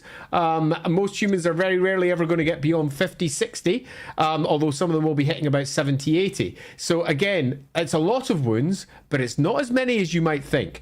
I have PCs that are human who are better than that across the board. And they're not even at hero level in Warhammer. So the answer to this is you're quite some distance from Tyrant stats if you go by the standard scaling of Fantasy Roleplay 4 and not the scaling that is used by the current writer. Yeah, so Tyrant, you're falling into, I think, a classic issue that so in 2nd edition, there was the general vibe that, a strength 4 means 40%. Mm-hmm. In 4th edition, that is not at all the case. Not in the slightest. For a genuine Tyrant, I would say like you want your strength and toughness in like the 150 plus range at least. For a Tyrant, yeah, because Tyrants, I mean, you're talking about a Lord level big badass like Tyrant. You're gonna need a lot. Although that's quite a lot. Yeah, I mean, a lot of the strength in 4th edition is covered up by your size. You'd be looking at least 45 to 50 advances on each. So that's 100 plus your base level. Oh no, that's about 150. No, fuck it. No, you're right. I'm retracting. You're right. Withdraw. You are a proper scary ogre. I'll give you that. But I would say you're like you're not quite the bruiser. You're getting there. Not quite there yet. James, if Morghur does go after non-elven gods, he also could have been the end times fate of end, including the corruption of beastmen into beastmen. It's possible. I like so much of his narrative. Like he has been throwing himself at Athel Loren for about almost 3,000 years. by the time of the end times. Yeah, but that's because we got Wood Elf background for him. And we do know that he has been around much more than the Wood Elf army list itself. So I'm going to throw in a potential grey into this black and white version of him and say that his lore is very clear that he's at the source of the primary corruptions of most of the corrupt forests in the world. Which means that if we're going to have deep forests corrupted down in Ind, for example, some forested area, jungle or whatever else, then it's very likely that we could have Morghur sitting at the heart of this. So could we do this? I think yes, and it would fit within the background. Is it what I would want to do with him within the end times, though? And I think this is where I now strongly agree with what Sotek says. I would personally rather Morghur was finishing his story as we understand it, at least. And that is that he is the corrupting source of the forests and that he will take down Athel Loren. He should be the one that takes down Athel Loren as his primary plot beat and ultimately representing everything that the Beastmen will one day become. So I don't think I'd do this, but I definitely think it's something you could do if you wish to. Yeah, I would say I think it would be perfectly grand if they win, hopefully they do end, that there's a story about that there was a time Morghur showed up in End and he's killed or defeated, but the place where he died is a horrifying, nasty, ugly part of the jungles, and the Tigermen or the creatures that come from there are just corrupted, raving broken, mad, yeah, and they're mutated and horrible. I think it's better to have him that way as opposed to him being like an active force over. Yeah, agreed. If I was looking to take out End, I would be looking to take out End with things that were particularly End focused down there, which means we need End stories so that we can then conclude those End stories. I'd rather not bring in external stories simply so that we can tie them together with relatively neat bows. The world's bigger than that. Jeremiah suffered. So Beastmen / Wood Elf pals and Larlord. I mean, they have a better chance than an Athel Loren, but not by much, I would say. Yeah, particularly given that the Drakvald is up there too. The taint of Morghur is in that area because the Drakvald forest, as we understand it today, is so dark and filled with beastmen because of Morghur. So there is a bigger story that's being told there as well. Yeah, it's like the Drakvald is like in the top 3 most fucked forests in the old world. It is a bad place. It's not good, yeah. Necromancer Cobalt, at the end of all things, would Morghur try and eat the big 4, Hatchet, and the Horned Rat along with their demons and princes? So I would say see back to Andy's thing about what exactly motivates Morghur. Is he motivated by just elf gods, or is he just motivated by all gods? Yeah, I will give, let's say he is quite literally just a giant god that's sitting out there and is effectively the beastman version of the Horned Rat, who is manifesting in a very different way. If he's that, then the answer would be he rises at the end of the world in the end times to become a great chaos entity, for want of a better description, and would just be vying with them in the same way that the other gods are vying. They're all too powerful to kill each other. There's none of this, it will try and eat. I mean, you could say the same. Khorne is trying to kill all the other gods. He always is. Slaanesh is trying to corrupt and bring them on side. It always is. They're always working against each other. It'd just be a part of that bigger pattern. It would never succeed because it's pretty much impossible to do so. So the answer to this one I would say is, actually, would it try and eat them? Yeah, it's never going to succeed though. Yeah. It's a big war, an eternal war in the realms of chaos. Holy Artist, does Morghur somehow empower Tzeentch as Morghur chases the way other are? I mean, not in that strict sense. Yeah, it's a little bit too direct, and a little bit too 40k in its simplicity. In that, in 40k, it is that simple in how it's expressed frequently, particularly with some writers, where in Warhammer it's much, much more complicated. And it's not just a simple matter of anything that involves change thus makes Tzeentch more powerful. Anything that involves mutation thus makes Tzeentch more powerful. The demon gods are much bigger and much simpler and much more complicated, and also vying with a bunch of other entities. It's a very different world. Yeah, it kind of falls under that, does Sigmar killing a demon with his hammer make Khorne happy? And it's like Khorne might be like, oh, neat, but it's not empowering Khorne. But it's not necessarily empowering him, yeah. If anything, it's weakening in some respects. Yeah. Off topic question, but elves and dwarves are often, though not always, framed as sort of opposites in terms of behavior with humans in the middle. Are there any examples where humans would be baffled by elvish dwarfish behavior or attitudes when the other species would kind of be like, no, I do get it. Yes. Yeah, frequently. I would say, especially when it comes to attitudes towards like things that people that live for a long time can appreciate better than the short-lived nature of humans, elves and dwarves would have a way more in common mindset than humans would. Yeah, and I strongly agree with this. Humans don't get other species all the time. All the time. They don't get they often view elven attitudes as weirdly standoffish and uppity and odd, where often they think they're being friendly in their own ways. It's just that they completely misunderstand each other. They often view dwarves in certain ways that they just completely misunderstand. Elves and dwarves, though, they, for all they historically of issues, very much got on with each other because they weren't dying every 30, 40 years. They would be lasting for a far longer time. Halflings somewhat similarly last far longer. Halflings and humans get on with each other because their lifespans are far closer.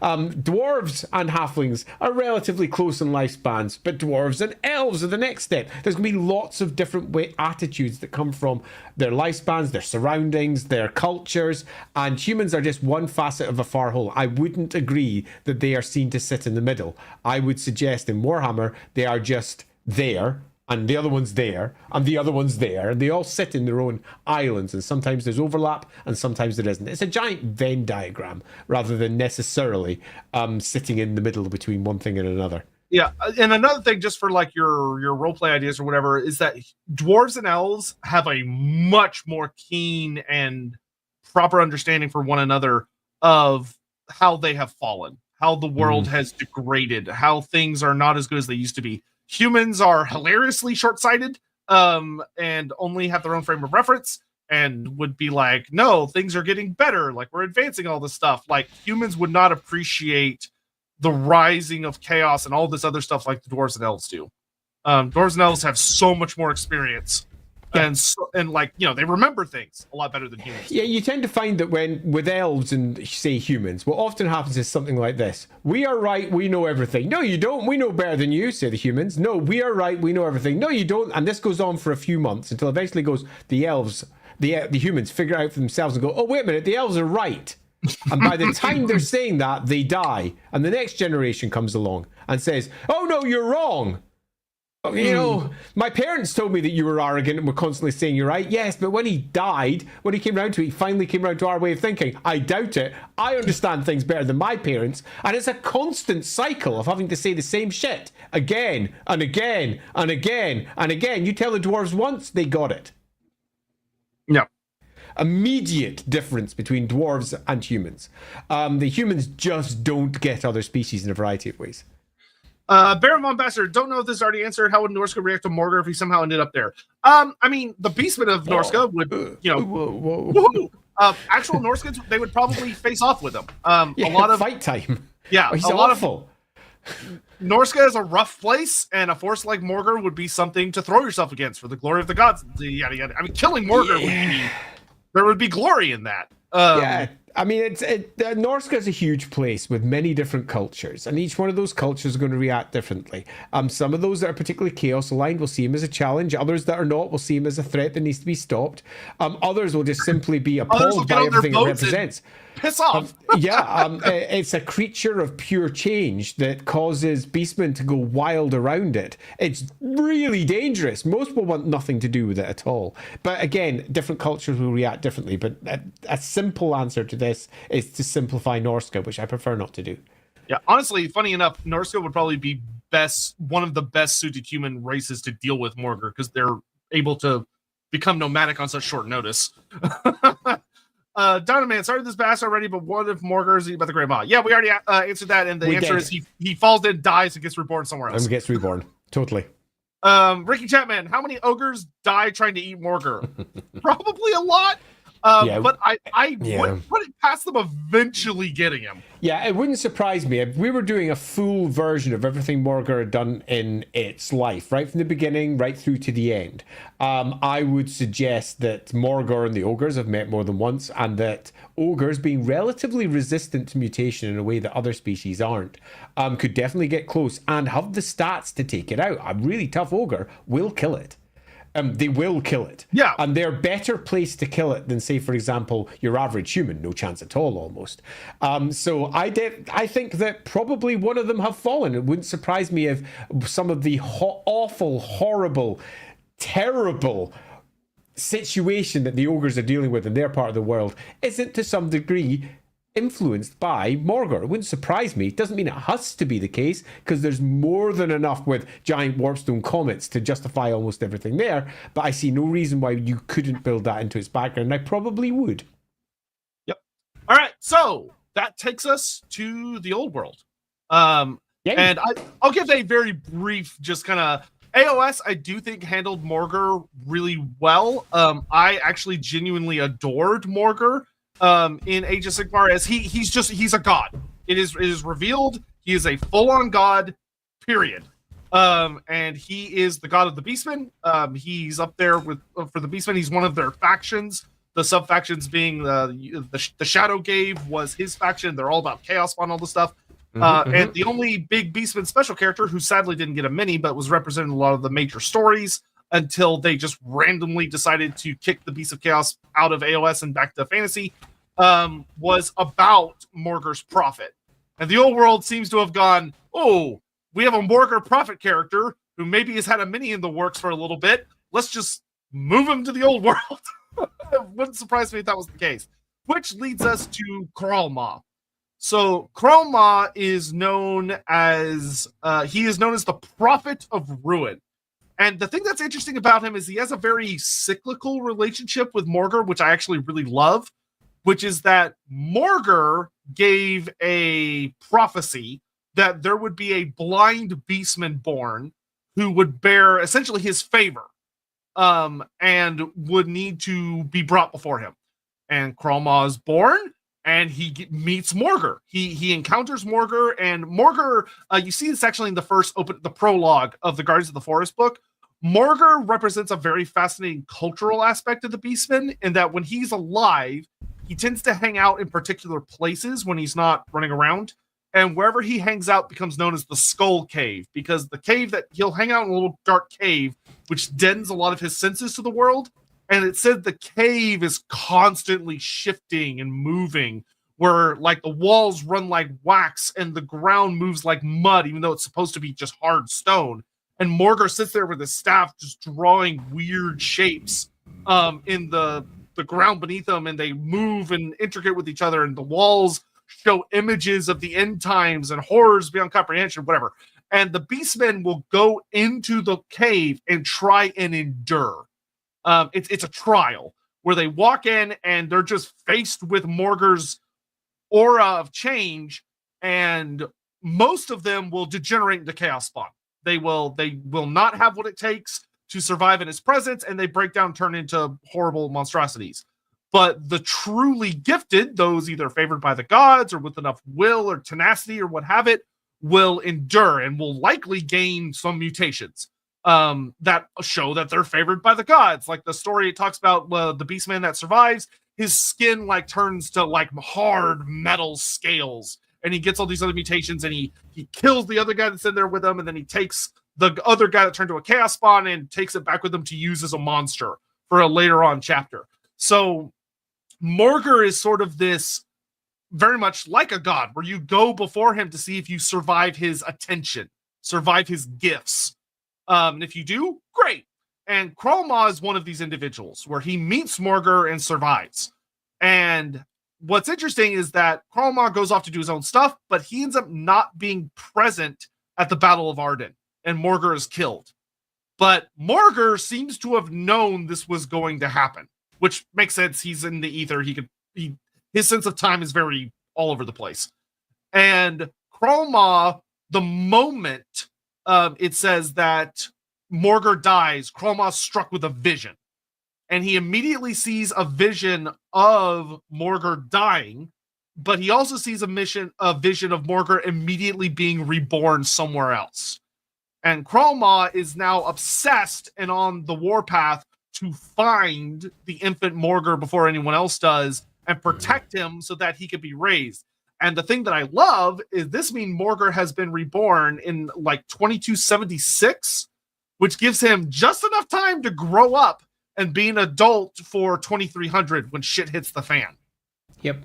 Which means Morghur's going to be involved in the Great War, which I'm so fucking excited about. I mean, Kralma, he's basically just, he's in a way Morghur's nursemaid. And is a horrifying blind prophet, which if you've been watching LAWhammer, blind seers and prophets are the way to do it because they see the world in some really fucking fascinating ways that doesn't work well when you also have material vision. Yeah. I've nothing to add to that. Perfect. A rare moment where I'm like, yep, that's it. So all that to say, if I am very excited for the Beastman book, which is coming out probably this summer, I really hope they do what I think they're doing with it. Where like, Morghur's not in it yet, but there's all the build-up, and we get him in a later edition, maybe second or third edition as the timeline moves forward, and he gets a new mini, and I'll be very happy. Brock 6000, thank you for the super chat. Is Morghur tied to the world similar to how vampires are? No, he's actually almost the dead opposite. Morghur's, bluntly, Morghur's a god from the aether possessing a material host. Vampires are material. Entirely. Like, pretty much, yeah. Purely. Vampires are often described as they are cut off. Their soul is just totally cut off. They've got parts of their soul missing. The etheric sections. Yep. Also, are beastmen compelled to protect / join him unthinkingly, or do they wish to, even if they mutate to spawn? All of the above. All the above. It's both. Like Andy talked about earlier, there are beastmen that will feel a compulsion to travel to where Morghur is from thousands of miles away, which is why he builds up these titanic war herds. But there are also a lot of beastmen that very consciously and actively seek him out for all sorts of reasons, either because they know that the fighting's going to be good, or they know that the gods watch him, or they worship Morghur and they wish to bask in his presence. All sorts of reasons. The beastmen are a very complex species. Baron von Bastard, since Morghur has pretty much changed itself, would a human Tzeentch follower try and follow his host? I don't think so, no. Yeah, right. Because they're not the same. This is something that we've been sort of dancing around multiple times, but if Morghur suddenly starts, killing everything around him, which he does frequently and causes lots of blood to flow, doesn't that mean all the Coronate people should now immediately start trying to follow him as a person? No, that's not really how they work. Morghur's a different god.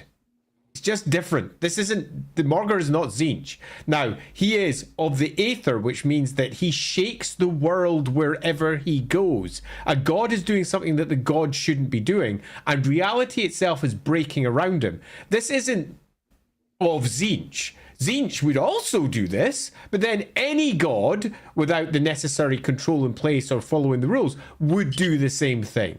So Morghur is the god of beastmen, for want of a simple way of putting it. And yes, that involves a lot of mutation and spawning of horror around him. The literal world around him is changing. You take a shot at him, it might turn into a butterfly or a frog. Who knows? That sounds like Tzeentch, but it isn't Tzeentch, it's aether. It's the stuff of chaos. Now, Tzeentch is very much into this sort of stuff, so would that mean that perhaps a Tzeentch worshipper might try to use it? Oh, hell yes. Might try to use those beastmen? Oh, hell yes. Might even look at it and go, this is frickin' brilliant, definitely. In the same way that a beastman that went wild and was murdering everything would impress a worshipper of Khorne, and a worshipper of Khorne might try to use it. But in no way does that mean they would try to follow it, per se. Yeah, so I'll offer a counter version of what you asked by Von Bastard. So Morghur is such a vile interaction with the material and the etheric plane that he destroys all magic around him. No magic works anywhere near him. to the fact that he literally generates dispel dice just by his presence. And if any spell gets too close to him, the spell breaks apart and falls apart. Wouldn't Tzeentch followers look at him and go, that's too dangerous. That's the enemy. Magic does not work around him. That is exactly the case, and I think that's a fine line to take.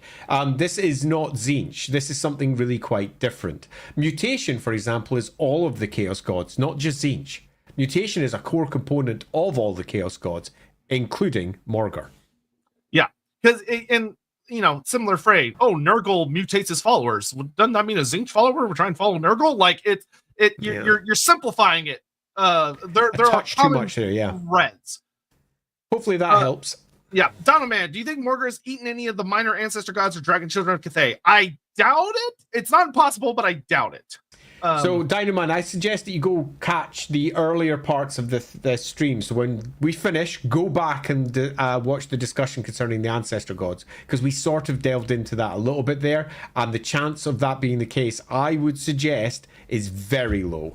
On the dragon children, they just don't compare. They're a very different thing. Now, has he killed some along the route? Maybe, but I don't really think it matters, because that's not what Morghur is. That would just be a tragedy that may have occurred in the past. Yeah, the dragon children are not even divine in the slightest of senses. Yeah. They'd have. I don't think he'd care about them Indeed, at all. they have very many things to say about the divinity of certain entities and their great dislike of them. Peter MV1, has Morghur created a species with his corruption? Yeah, they're called Beastmen. And Chaos Spawn. Beastmen and Chaos Spawn, but Beastmen in particular. Desert X Fox, does Morghur have any relation to Moonclaw? That's a great question. We've actually done a stream on Morselid where we talked a lot about Moonclaw. And one of the things that we brought up at that stream that I stand by and really, really love is that one of the themes you see that's very interesting is Moonclaw very much represents mental corruption and a very etheric, like he is a concept of madness, whereas Morghur is a concept of mutation. They cover very similar threads, but there is a fine line between the difference. Yeah, I think there is a strong possibility where you could build a host of different answers here, and I'll give you a couple of them just to at least set your mind off, and then we'll possibly, when we do a Moonclaw stream, we can dive into things a little bit more deeply. He could be a twin god. That would be one way of viewing it. Another one could be that he's effectively a greater demon of Morghur. That'd be another way of viewing it. Another one is that they perhaps are standing antithesis to each other. There's lots of different ways it could be pitched. And I think that you could build a good story for each of them. But is there a relation there? I think the answer is clearly yes, but that relation is not yet defined. Yeah. Morgan Crescent, I hope after all this, the Shadowgave gave you a happy birthday talking about Morghur. Yeah, no, I've had a blast. I'm so I've enjoyed glad. This one. I'm honestly so glad to have this one in the pocket. To be very blunt about it. It's one of those ones we've been wanting to do for a while because, it's always good to dive into the gods ones and take you step by step through until we reach the end and we say, yeah, he's a god. Plus, it's another nail in the coffin that I keep forgetting we're building on Lorebeards, which is proving emphatically beyond any reasonable doubt that Latria is the Lady of the Lake. We just keep smashing that hammer on that. The background keeps saying it. Well, yeah.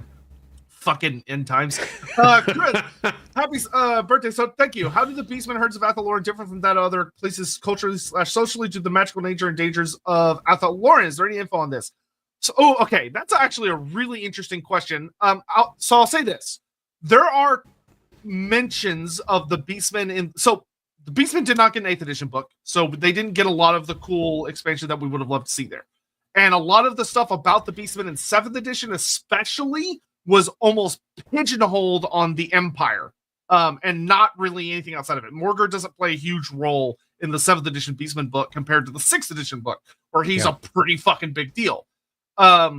So that being said, in the Wood Elf book, one of the interesting things that's talked about is that there are parts of the forest that seem almost sympathetic to the Beastmen, because the Beastmen are able to navigate past the Wood Elves don't know about. Yeah. The Beastmen are able to thrive in parts of Athel, which confounds and deeply irritates the Wood Elves, because it's almost as if there are parts of the forest that are working against them, because that is the corruption of Morghur. That there was a time where the Beastmen are able to live in almost kind of like an underbelly of the forest that the Wood Elves really struggle to deal with, which suggests that there is a unique relationship there, that there's something going on that's never really been deeply examined. Yeah, I agreed completely.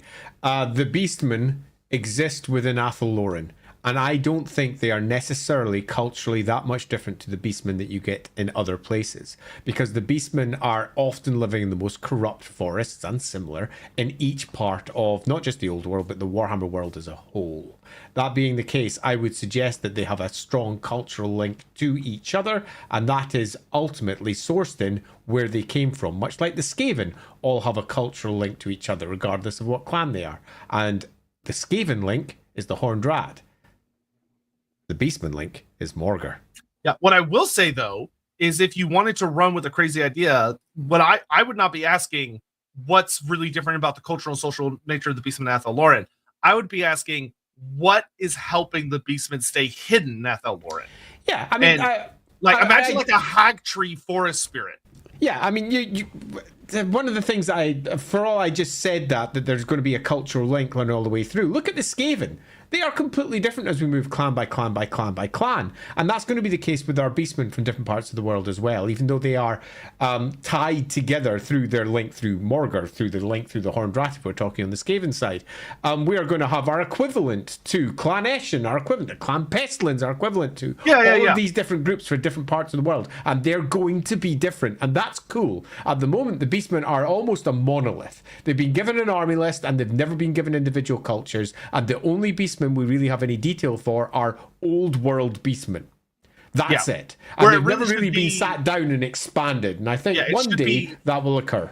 Yeah, your Athel Loren Warherd versus your Forest of Arden Warherd versus your Forest of Shadow Warherd versus your Drakewald Warherd. But even that is very old world specific. I'm talking maybe your end facing ones. If you take a look at the old Beastmen maps where they come from, they're all in the southern pole. The entire southern pole is full of Beastmen.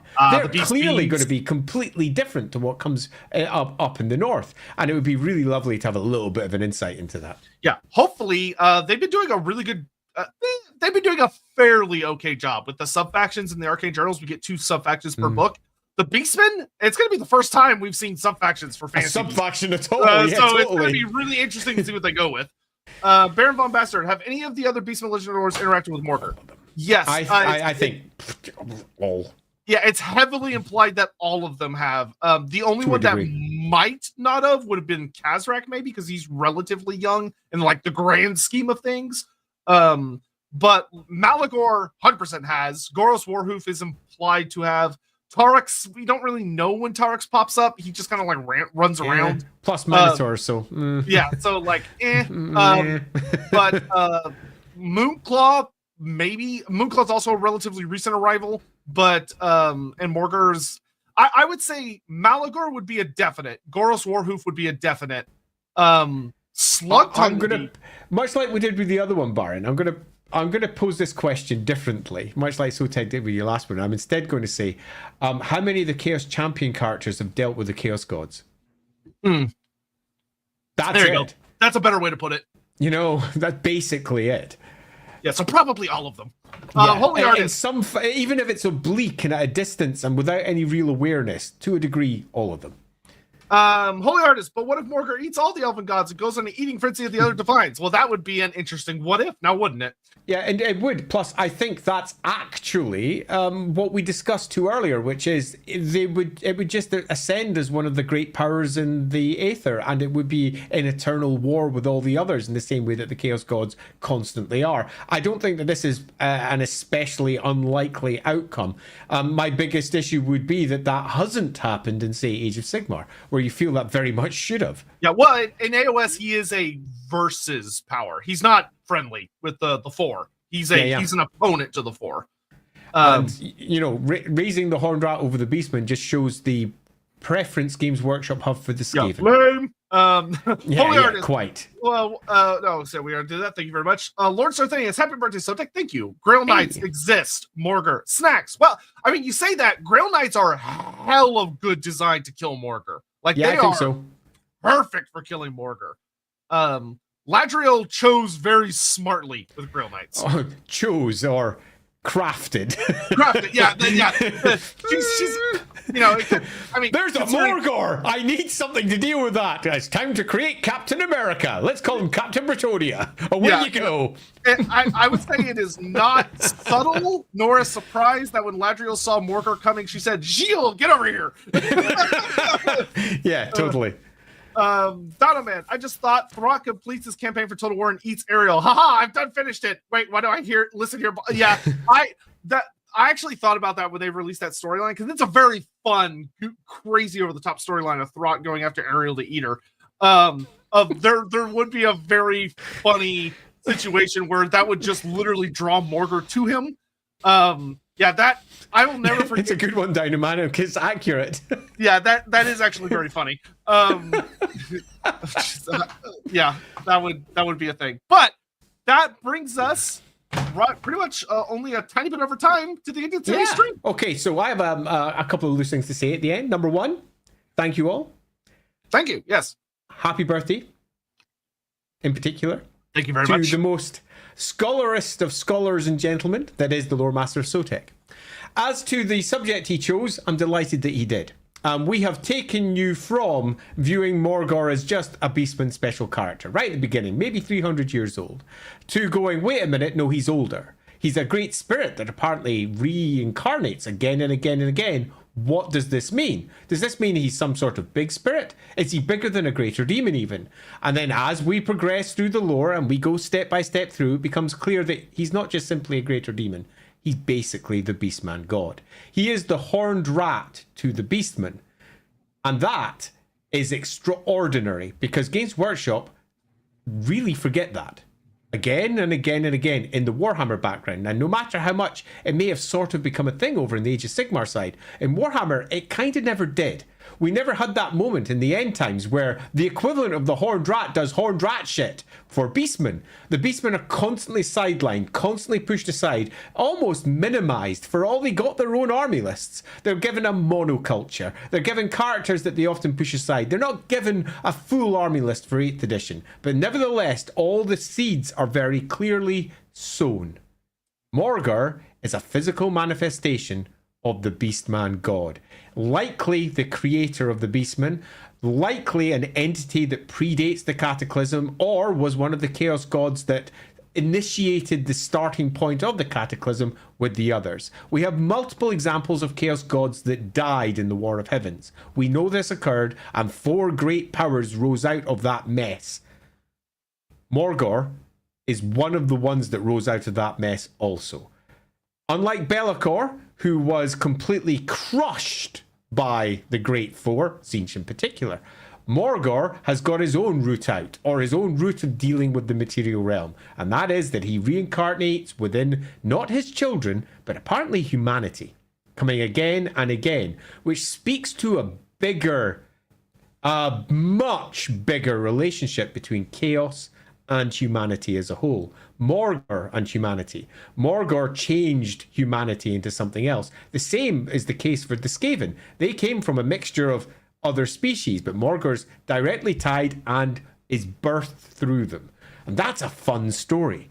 Eventually, come the end times, Morghur should be responsible, as far as I'm concerned, with sacking the thing that he has been pursuing through all of his army list descriptions. And that is Athel Loren. He should have been there doing that. But that's not what happens. We get different stories. Morghur is sort of forgotten come the end times, much like all the Beastmen. And it, to this day, makes me exceedingly sad. Because Morghur is awesome.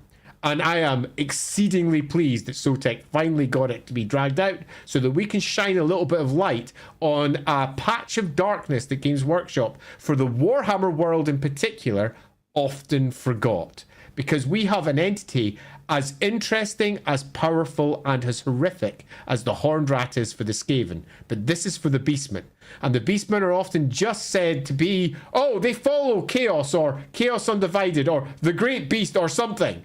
And they forget that they already have an entity sitting out there waiting to be used. And maybe, just maybe, in the old world, it will be. Here's hoping. Yeah, man, I can't wait for Andy Lease to find out about his secret brother. Would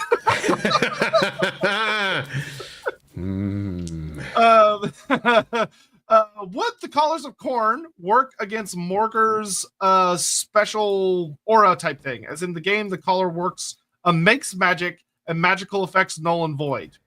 Yeah, so what we're looking at is, does the Collar of Corn work within the Aether and stop the Aether? And the answer is no.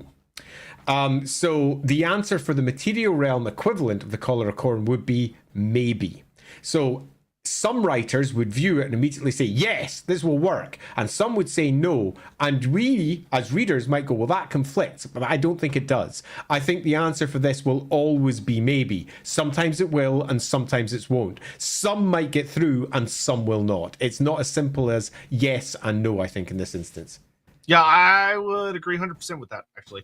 Sarmelian, happy birthday, Sotek. Age of Shengyang Sigmar equals Nagash. What? Well, the Age of Shanghai is basically what we built when we were doing the stream, which you should all watch if you haven't already. The Wednesday stream where we did the big what if with the Lizardmen, and we basically built the Age of Shanghai. Sigmar beings Nagash. That is Psych, Morghur making the elves go beastman bullshit. Not all heroes wear capes. Yeah, totally. All right. Anyway, thank you all very much. This was super fun. I will once again be using my birthday to co-op. It'll be the actual day on Wednesday. My birthday on Wednesday. So we'll do something I want to do, and me and Andrew are gonna figure that out here in just a minute. But appreciate you all so much for coming by. Thank you very much for all the sweet messages. I really do very much appreciate it.